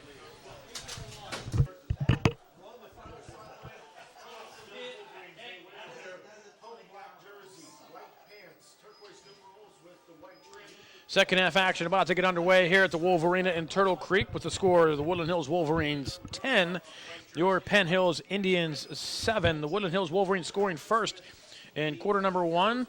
Shaquem Alonzo holding a 37-yard pass from Pat Menifee on a fourth down play from the 32-yard line. Wolverines up 7-0. Corey Jones in the second quarter fakes a punt, takes off running, goes 50 yards into the end zone to tie it at 7. The Wolverines get a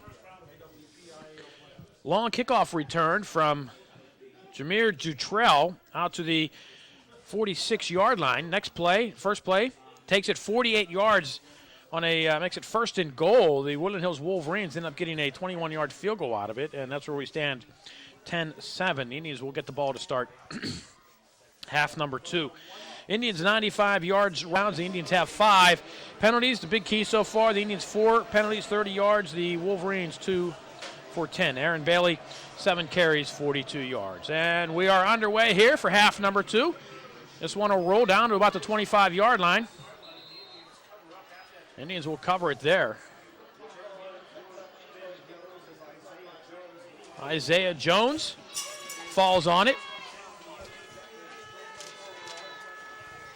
Corey's little brother, the freshman, got his hands on the ball. So the Indian offense will start first and 10 at their own 26-yard line.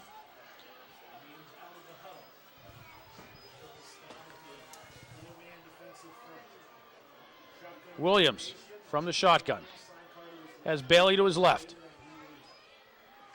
Williams will keep it himself, and he would have done well to cut to his left. Goes right into the arms of Mike Caprera, who will drop him for maybe a 1 yard. No, call for no gain.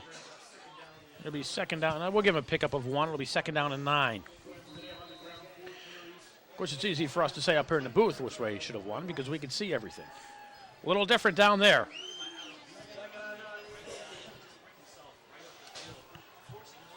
Again, the winner of tonight's game will be the conference runner-up and get a home game next week.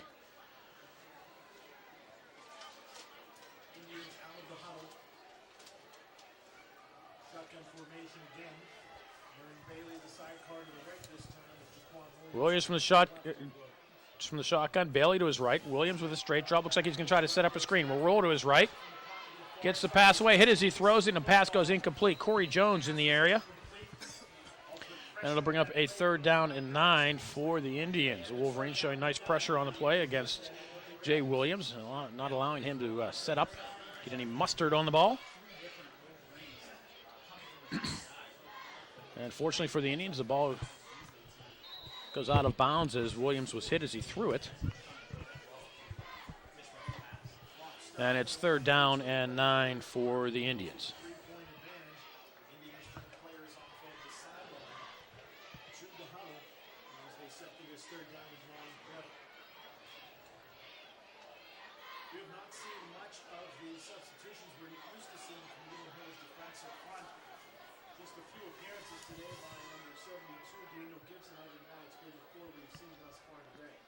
Jay Williams rolls this way, sets up, throws, has a man, and a pass in between Davenport and Whitaker.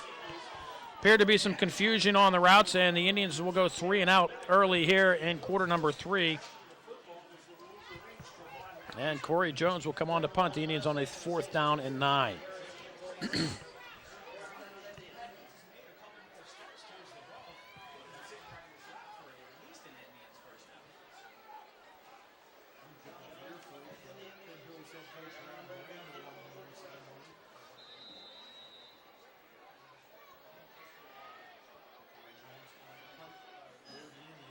Jones is going to take off running. Jones across the 30.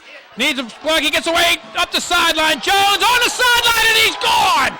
Corey Jones, 73 yards, his second touchdown on a second fake punt. And the Indians take the lead.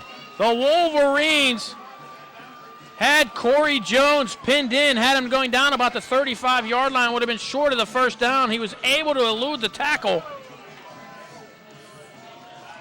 Roped the sideline, broke free, and Jones was gone.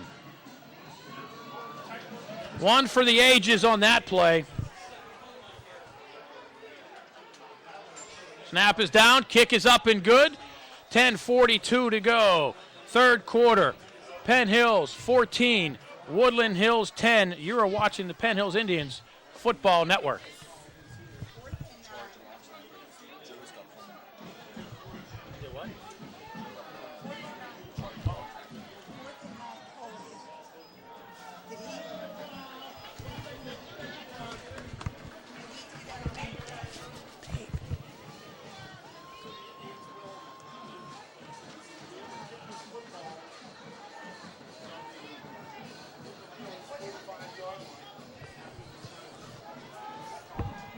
The Wolverines charged with a personal foul on the point after.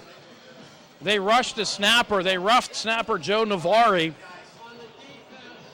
It'll be a 15-yard penalty on the kickoff. The Indians will be kicking off from the 50-yard line.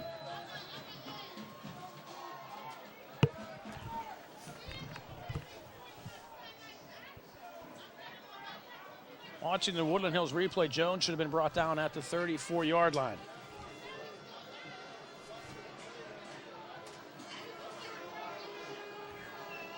And he just went up the sidelines and he was gone.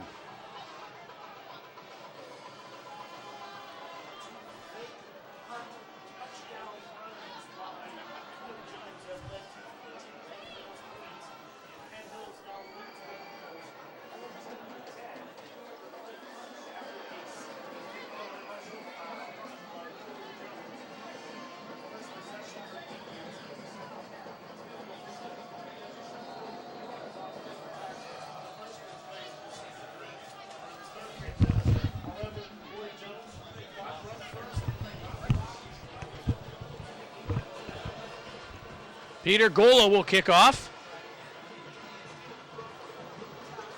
Going inside the 5-yard line, and the Wolverines will be pinned inside their own 20. We'll start at their own 19-yard line.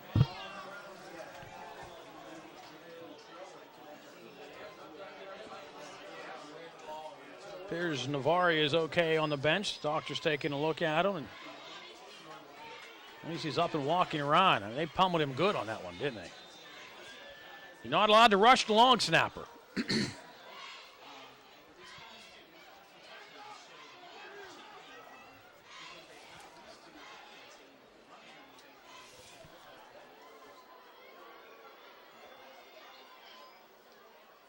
Dutrell looking for somewhere to go. Tariq Hester stops him for no gain. The Indians playing some inspired defense here following the Corey Jones touchdown. Second fake punt of the game for a touchdown.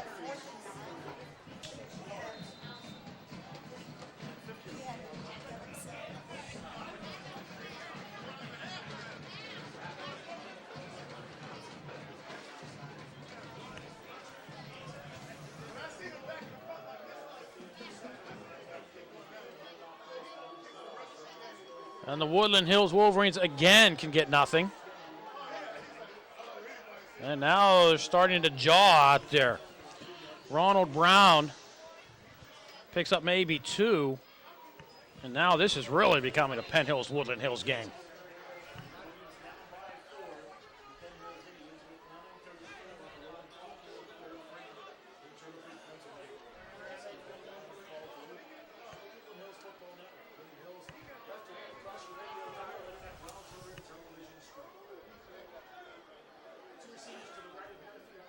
Menifee under center. 3rd and long.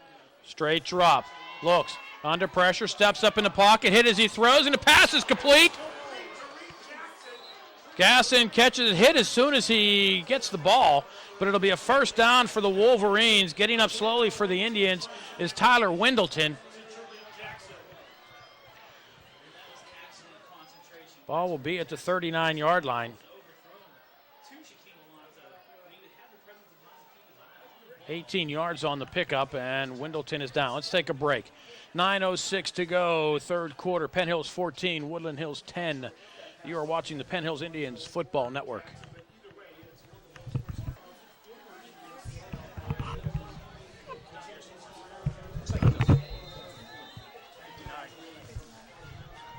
Wendleton walks off the field under his own power. A good sign for the Indians.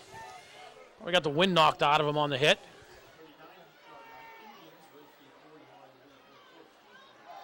Dutrell looking for somewhere to go. The Indians are stacking him there. Once again, Hester, Bradley, Whitaker.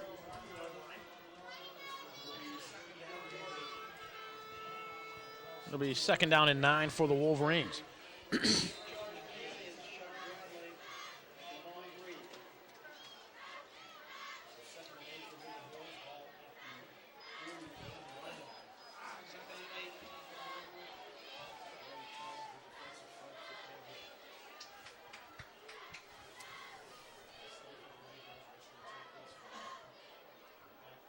Menifee on a 2nd and 9. I formation behind them, and they lost the snap, and there's a scramble for the ball. Indians say they have it. Do the officials agree?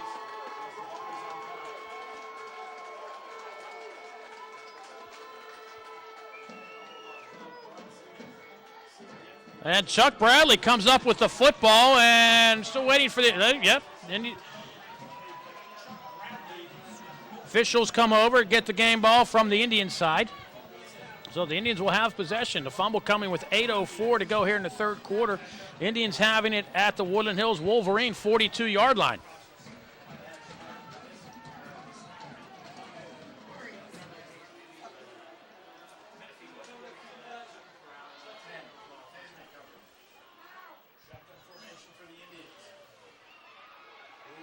Williams keeps it himself, might lose a yard.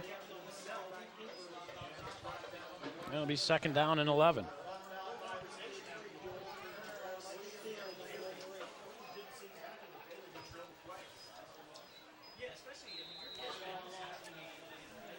Looked like a little bit of confusion on that. Where'd you get popcorn? All right, Bob, you got Joel some popcorn. What a guy.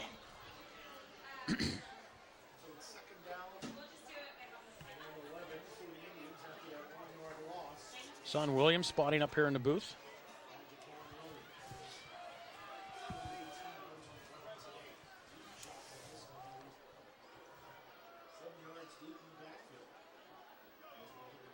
Williams, options, Bailey, right side. The Wolverines are there, and he's going to be dropped at the 50-yard line. A loss of 7 on the play.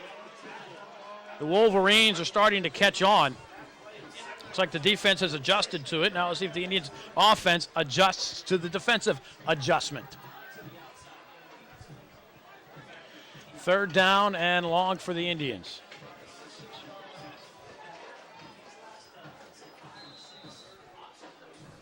It's going to be third down and about 17.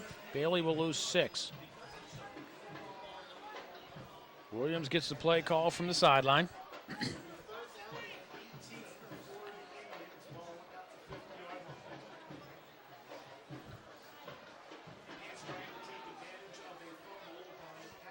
First turnover of the game for the Wolverines. Indians hoping to take advantage. Not doing it so far. Except the screen underneath, and the pass is picked off by Caprera. Caprera inside the 20, brought down from behind by Whitaker, the intended receiver, and the Wolverines have it first and goal.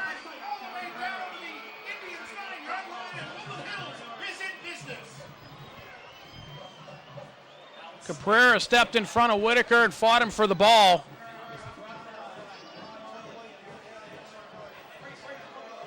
The pass thrown behind Whitaker. And Caprera able to come up with it and Down the sideline he went, and fortunately for the Indians, Chaz Whitaker with the blazing speed was able to bring him down inside the 10-yard line at the 9. First and goal, Wolverines. So the teams trade turnovers, and the Wolverines get the better of it so far because they have it inside the Indian 10. Alonzo split wide to the left. They send Whitaker over on him. It'll be Dutrell inside the 5, down to the 4-yard line, picks up about 5. It'll be second down and goal for the Wolverines. Clock running, 5:50 to go here, third quarter.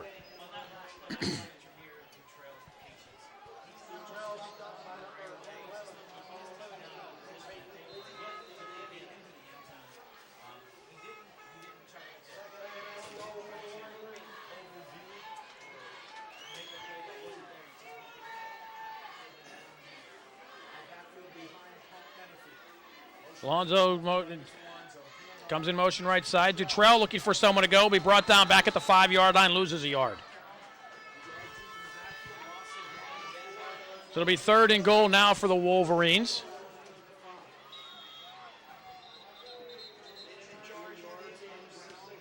An official timeout as this time Trayvon Hester loses his helmet.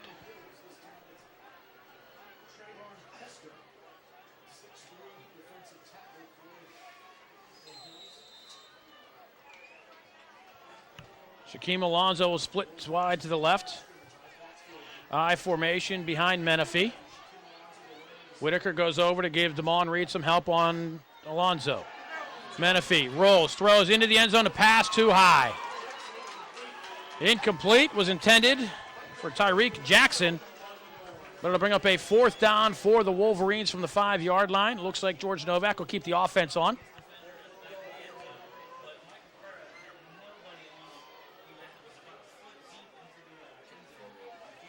Now they're going to bring on the field goal unit.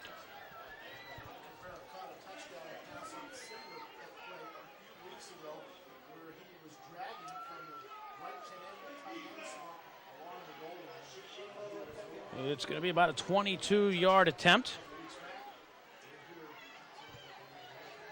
for Sam Schifo. Sam Schifo, excuse me. High snap, they get it down, the kick is up. And the kick is no good.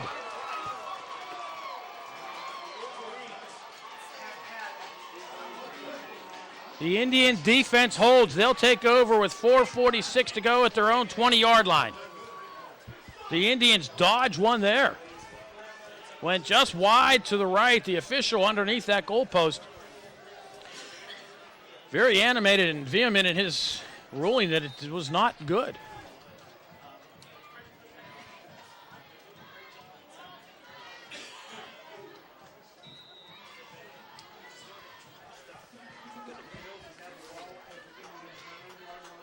Well, the Wolverines just missing the field goal. Officials call timeout.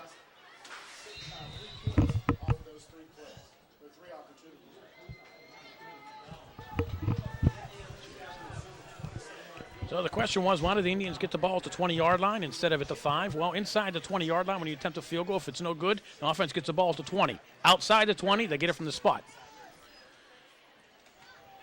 Bailey has a little bit of a hole, and Bailey has a lane across the 40, across the 50 in Woodland Hills territory, thrown out of bounds at the Wolverine 40-yard line. 40-yard run for Aaron Bailey and the Indians in business. That's the way you respond.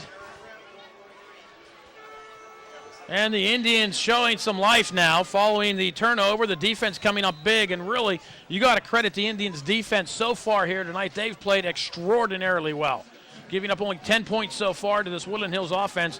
The one touchdown on a blown coverage on a 4th down and long. Other than that, the Indians have played remarkably well. Tariq Hester slipped in the backfield as he got the ball, will be tagged for a 1-yard loss. It'll be second down and 11.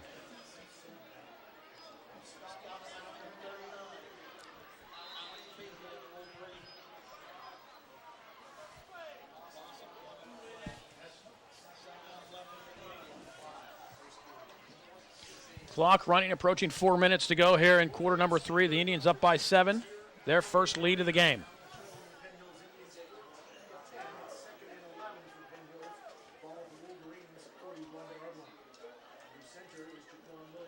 Corey Jones looks for somewhere to go. Shake and bake inside the 40-yard line.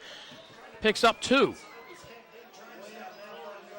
So the Indians now looking at a 3rd down and 9.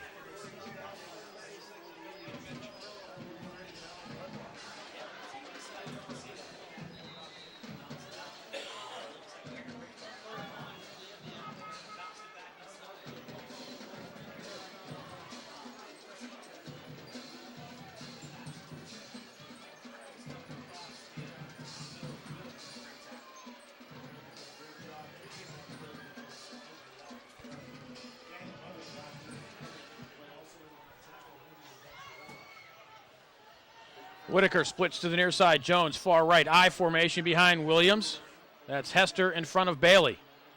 Williams flushed out of the pocket.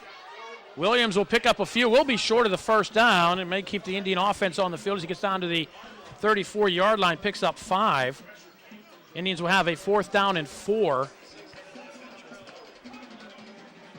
I think the Indians will keep the offense on the field.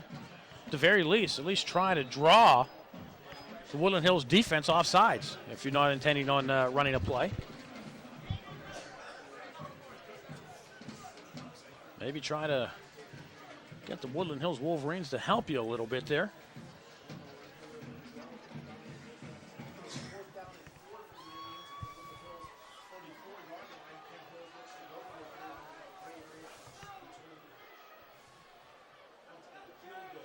Williams from the shotgun.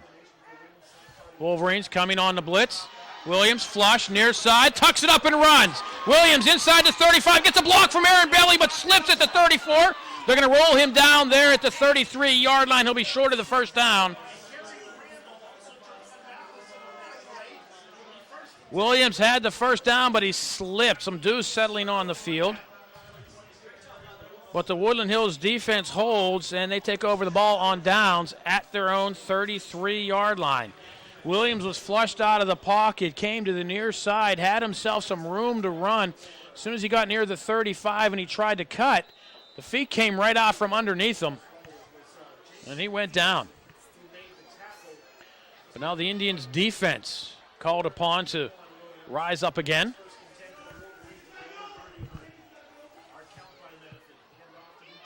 Dutrell looking for somewhere to go, and he'll get out to about the 34-yard line for a gain of 1. The Indians defense playing very well. The Woodland Hills Wolverines and those tough running backs really unable to get anything going here so far tonight. Dutrell did have the 48-yard run in the second quarter, which set up the Wolverines' field goal. So Jamel Livingston limps to the near side.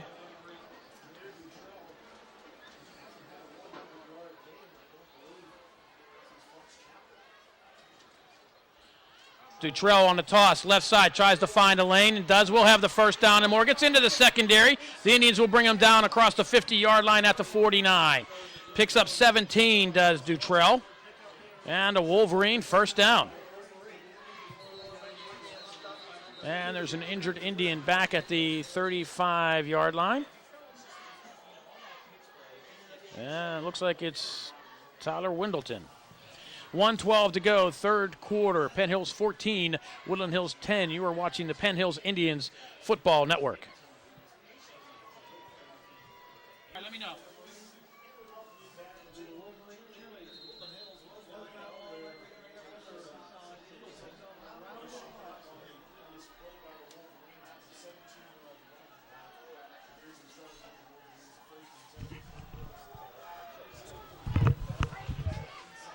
Wolverines keep it on the ground. Ronald Brown following the timeout.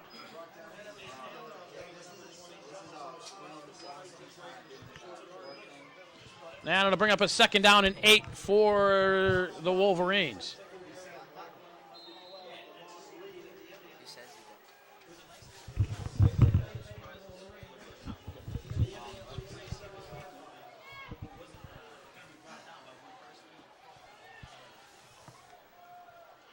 Menifee, play action, rolls near side, looking to try to launch one downfield. Has a man wide open in the secondary. First down, Wolverines inside the 30 to the 25-yard line.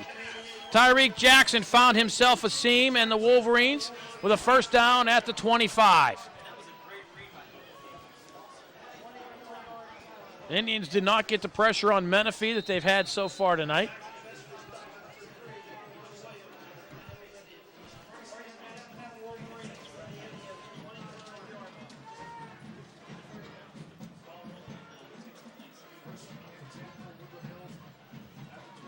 Pickup of 22 on the play, and the Wolverines with a first down at the Indian 25. I believe the Indians have used a timeout here. Oh, no, excuse me. That's the end of the third quarter. After 3, the score, Penn Hills 14, Woodland Hills 10. Don't go away. This one's got a long way to go. You are watching the Penn Hills Indians Football Network.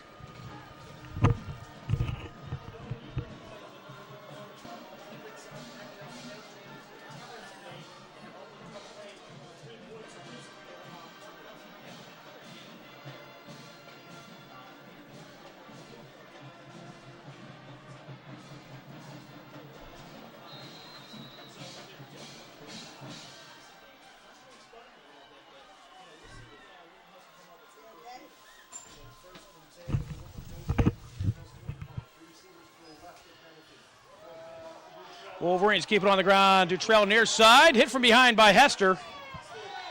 But Hester hits him forward. Down to about the 17-yard line. Pickup of 8. It'll be second down and 2 for the Wolverines.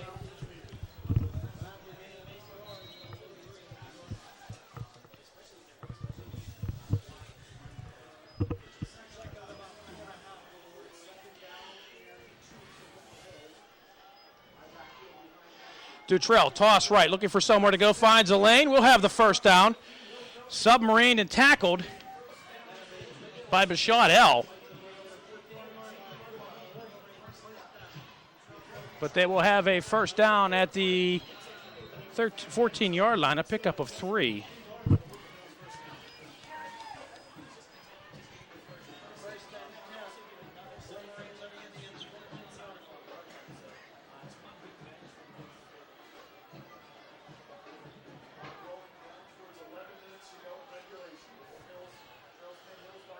Brown, the first man through, spins inside the 10.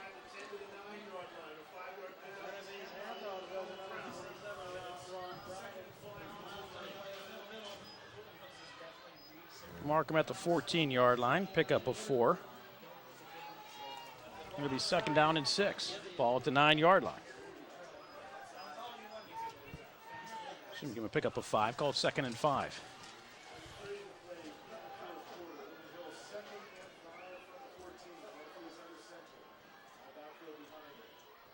Dutrell. Had a little bit of a wedge there, but defense shut him down quickly. Down to about the 7 for a pickup of 2. It'll be third down at about 3.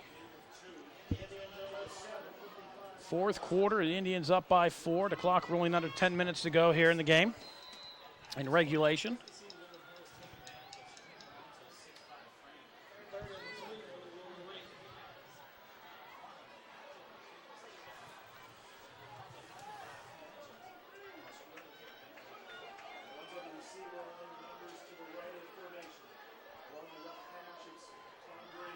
Menifee rolls to the left, has a man wide open in the end zone. Can't get rid of it, and is sacked back at the 19-yard line.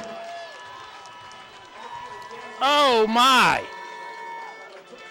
Indians defense was able to get to Menifee. Tom Green was wide open. Loss of 10 on the sack. The Wolverines will try a long field goal here of about 36 yards for Shifo.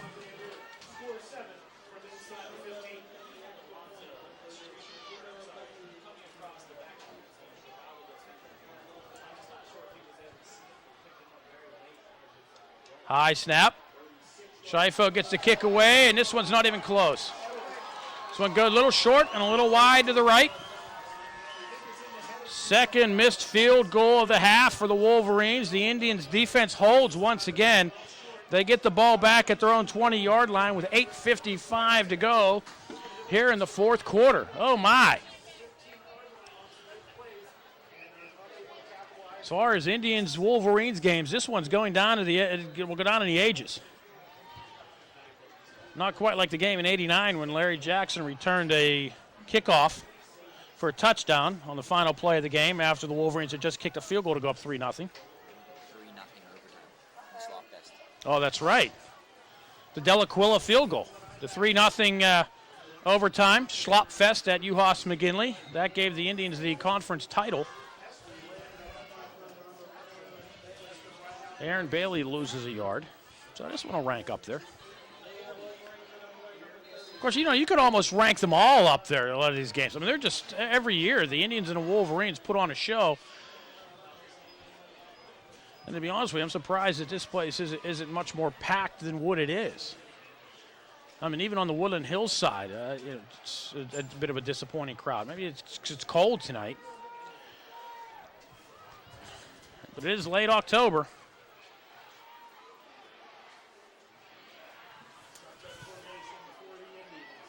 Williams. Flushed out of the pocket, cuts left. Picks up maybe a yard.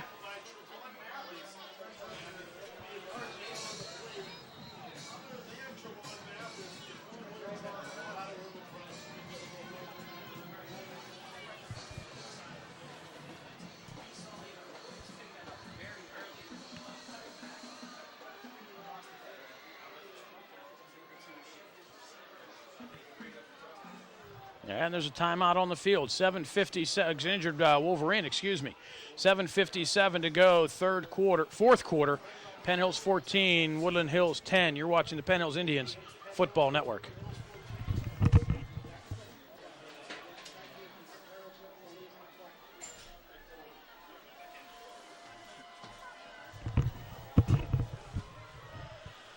Williams on a 3rd and long play has Corey Jones for a first down on the near side.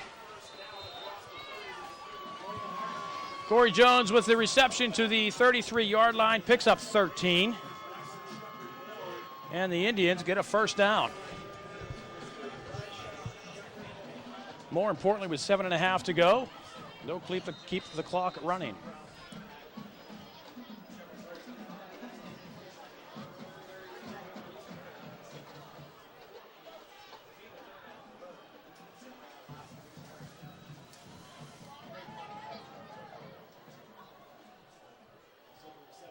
Bailey out to the 35-yard line, a gain of 2. Indians more than content to grind out some yards and a lot of clock.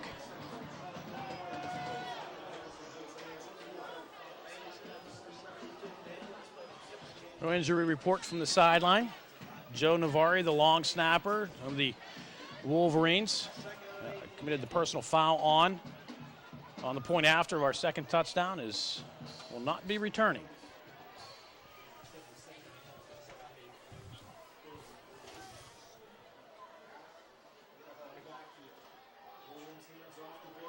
Bailey will lose a yard. And it'll bring up a 3rd down, about 9. So I do believe Savon Salter, the backup long snapper.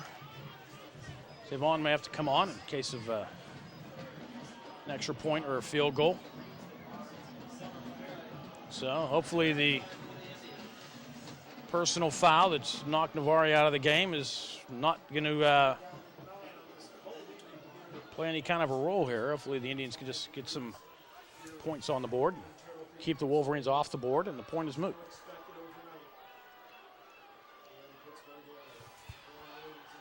Williams throws, pass. Jones has it at the 44-yard line. And the referee behind the play is calling it, saying it an incomplete pass.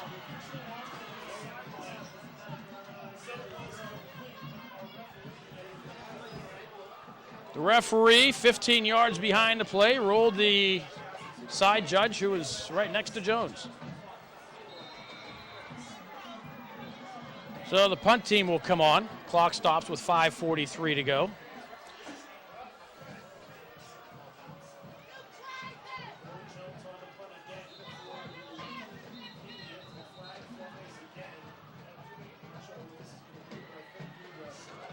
We'll call a false start against the Indians here. Snap infraction on the offense, 5-yard penalty, still fourth down.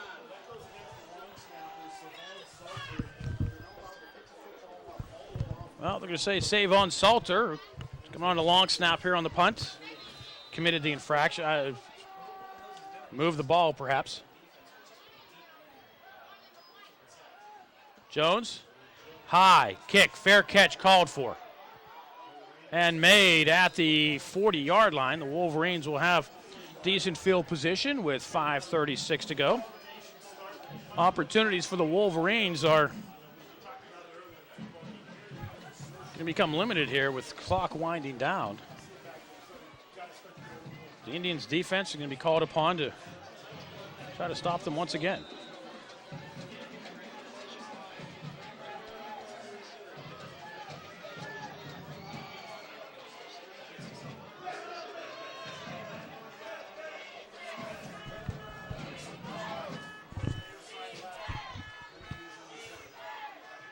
Swing pass, right side. Dutrell looking for somewhere to go. The Indians are there, but a nice pickup. Whitaker will bring them down at the 47-yard line after a pickup of 7.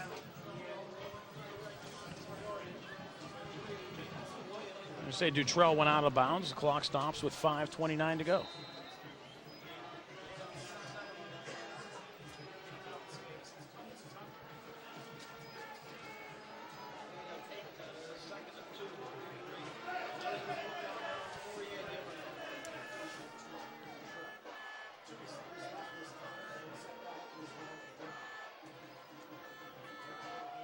Around first down for the Wolverines and more. Into the secondary goes Ronald Brown. Down to the Penn Hills 39-yard line. 13 yards on the scamper. And a first down for the Wolverines.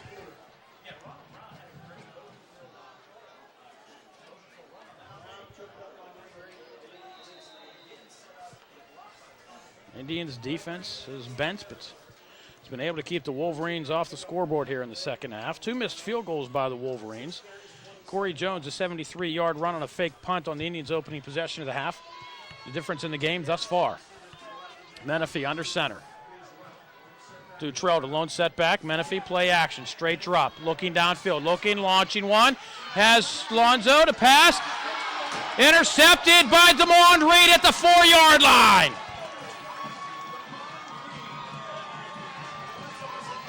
DeMond Reed pulls in the Indians' second interception of the season. This one huge at the 4-yard line, and the Indians' offense on the board again. Now the Indians' offense has to be careful here.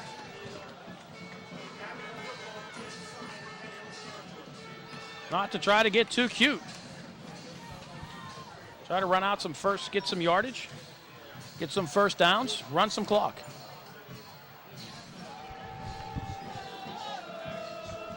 The Woodland Hills defense should be pretty tired. They've been on the field quite a bit. And the Indians will call a timeout. 4:53 to go, fourth quarter. The Indians 14, the Wolverines 10. You're watching the Penn Hills Indians Football Network.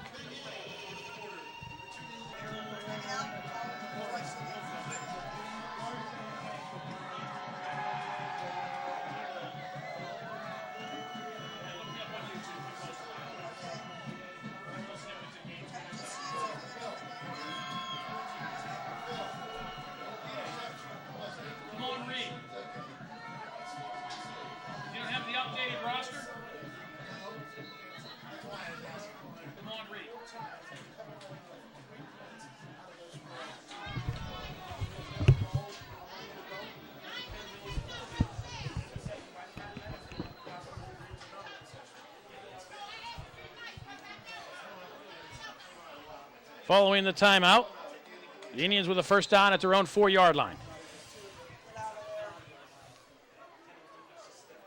Williams, quarterback keeper, has a little bit of room across the 5 to the 6-yard line.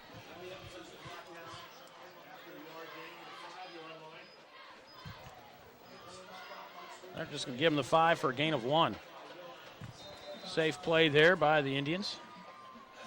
Just trying to give Williams some room and get him out of the end zone on the snap.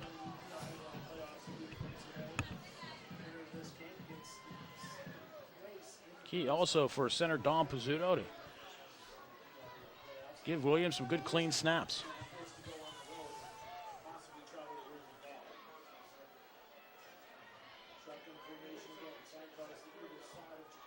Williams keeps it himself again. He'll be stuffed. They're going to give him the progress at the 3-yard line. Loss of 1. Loss of 2. And it'll be 3rd down for the Wolverines. A late hit in there again, once again by the Wolverines. Nothing called.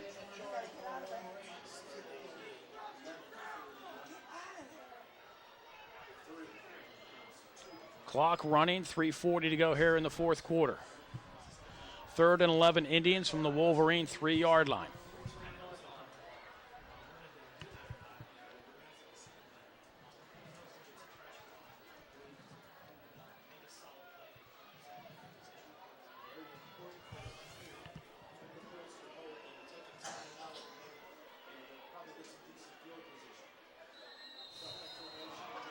And they're going to say the Indians took too much time. A 1.5-yard penalty.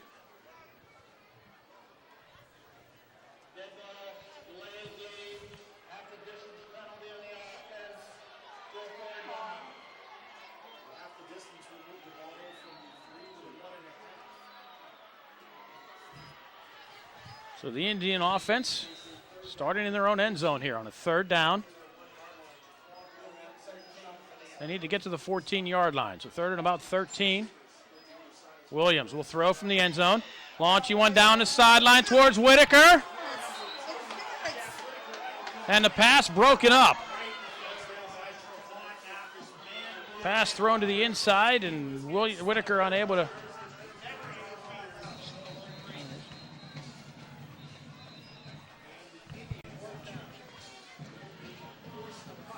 Well, the Indians are going to have to punt from their own end zone. The clock stopping with 3:02 to go.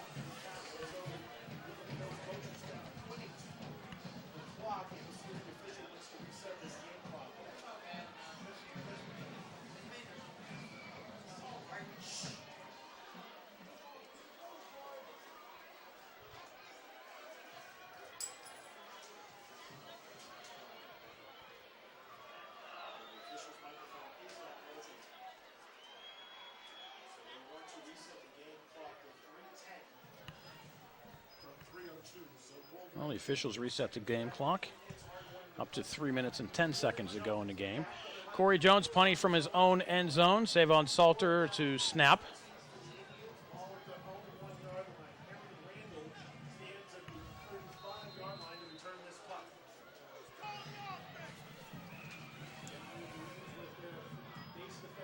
Jones is going to try to run it out himself and has the lane up the sideline. Jones will have a 1st down, runs out of bounds at the 25. Corey Jones with another fake punt.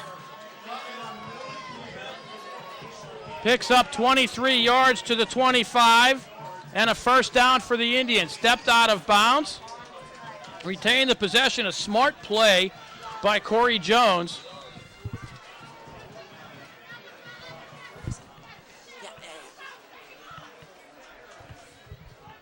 And it's a 1st down for the Indians.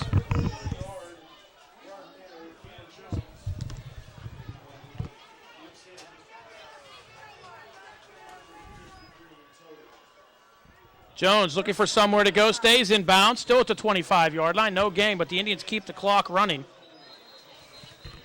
I believe the Wolverines will use a timeout.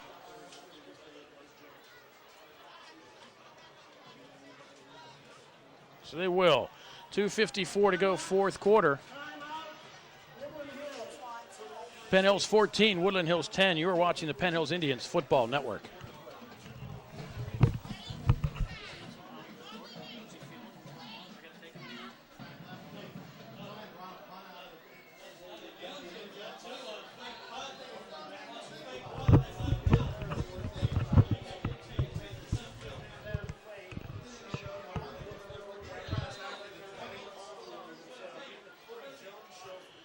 Following the timeout, the Indians on a 2nd down and 10 from their own 25-yard line.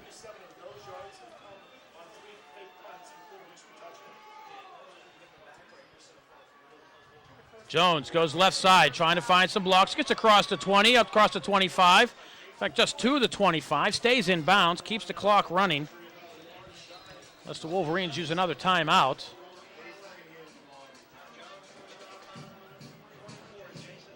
And they will. Corey Jones, 2 touchdown runs tonight on fake punts, and a third fake punt from his own end zone, giving the Indians the first down here at the 25-yard line.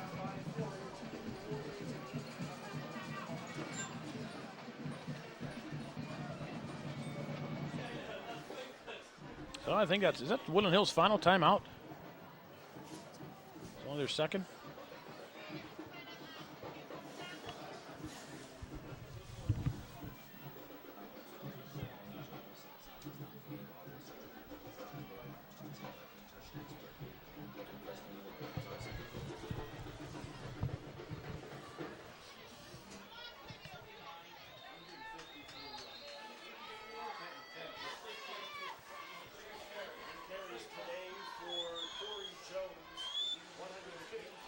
So the Indians on a big 3rd down and 10 here, and another first down by the Indians.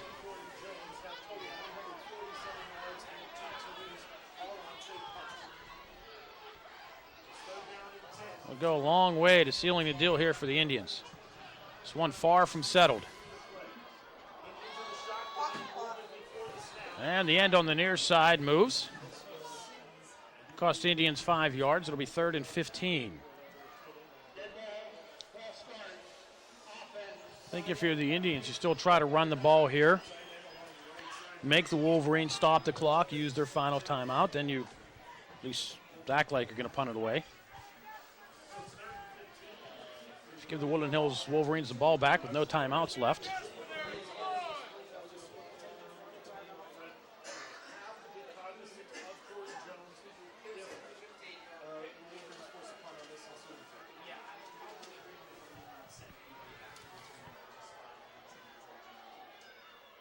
Jay Williams, quarterback keeper, obviously keeps it himself, dives across to 25, up to the 27-yard line, picks up 7.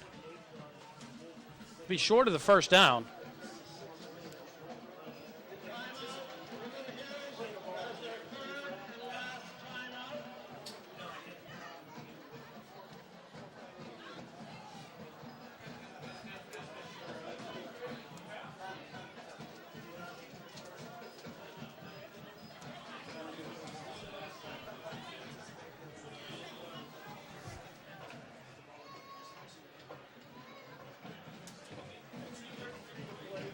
So the Indian offense getting a pep talk by the coaches. Punt team is on. I'm not so sure.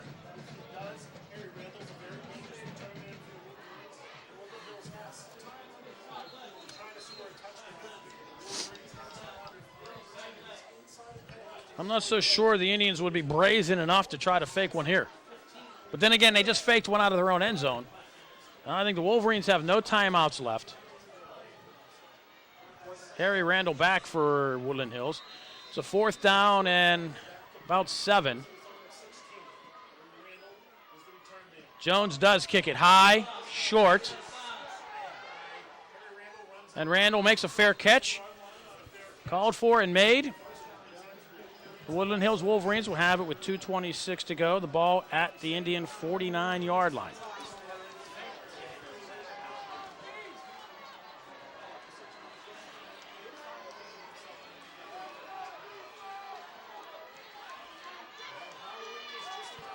So the Indian defense, which has played so well thus far this game, is being called on now late to try to preserve this 4-point lead.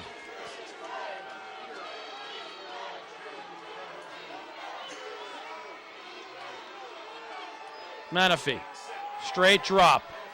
Steps up in the pocket, looking for somewhere to go, and it'll be brought down. Trayvon Hester after a gain of 1. It won't be a sack. But it'll get down to the 48 for a pickup of 1. It'll be 2nd down and 9, and the clock continues to run.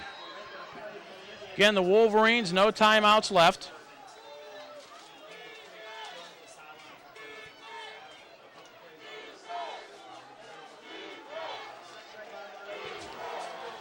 Wolverines quickly to the line with 1:50 on a running clock. Menifee steps up, launches one downfield, and the pass picked off by the Indians. Chaz Whitaker. Excuse me, Jay Williams. This one will come back with a penalty flag, I believe. No, I don't see a penalty flag. Jay Williams goes out of bounds on the far side of the field at the 25-yard line.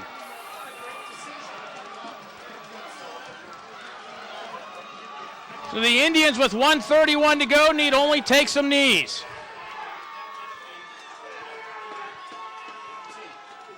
Williams' second interception of the season, the Indians' second of the game.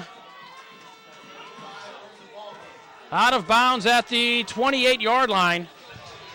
1:31 to go. And I think the Indians are going to use a timeout and try to settle everybody down. And that's exactly what they will do.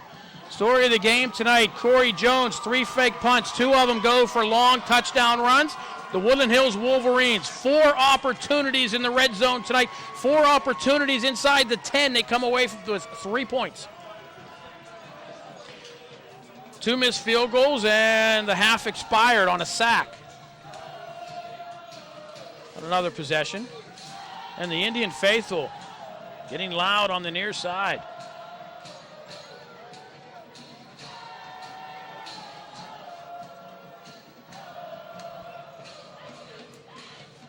Indians may need to run a couple plays here. They're on a 25-second clock. It'll be close.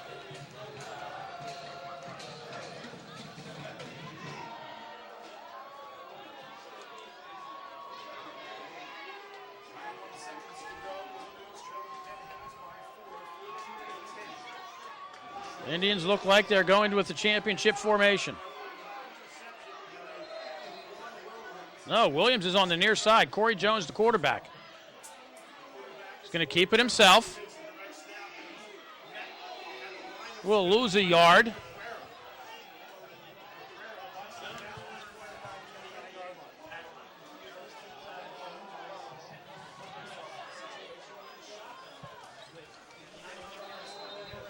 Now the official set the 25-second clock with 1:11 to go. Now I think you could probably take some knees here.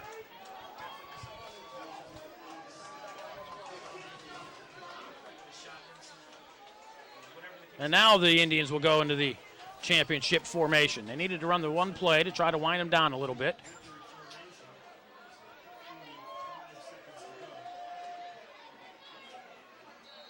And the Indians take a knee.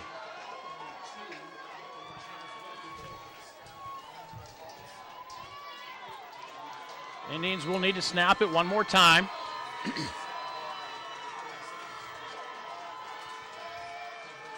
Successful snap here. The Indians will walk away runners up with the Big East Conference.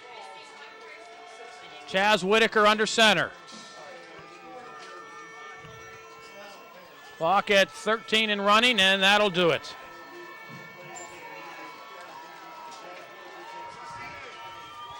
The clock will wind down. The Indians will come to the bench on the near side and start the march across the field to shake hands with the Wolverines. And the final score here from the Wolverine of the Penn Hills Indians 14, the Woodland Hills Wolverines 10. The Wolverines got on the board first on following an Indian fumble. The Wolverines capitalized on a 4th down play. Shaquem Alonzo hauled in a 32-yard pass from Pat Menifee. It was 7-0 Wolverines after 1. Second quarter, the Indians line up to punt. Corey Jones takes off and runs 50 yards, tied at 7. We are, and on the next possession, Jameer Dutrell, kickoff return to the Woodland Hills 46-yard line. Scampers on a 48-yard run.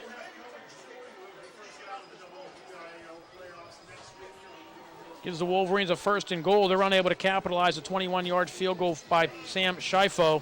It's 10-7 Woodland Hills at the half. The Indians get the ball to start half number 2. They have a 4th and 9 at the 27-yard line. Corey Jones takes off and runs, goes 73 yards for the touchdown. That's the difference in the game, 14-10. However, the Woodland Hills Wolverines 2 opportunities in the red zone, 2 missed field goals, 1 of 22, 1 of 35. And the Wolverines unable to get on the board.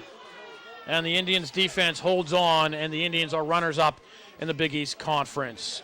So the Indians should host a playoff game next Friday night at UHaas-McGinley Stadium. Hopefully the stands will be filled with the Indian faithful as the Indians improve their record to 5-4 on the season. The Wolverines drop to 6-3. Once again, the final score from the Wolverine and Turtle Creek, the Penn Hills Indians 14, the Woodland Hills Wolverines 10. I'm Bill Navari. Thank you for watching the Penn Hills Indians Football Network.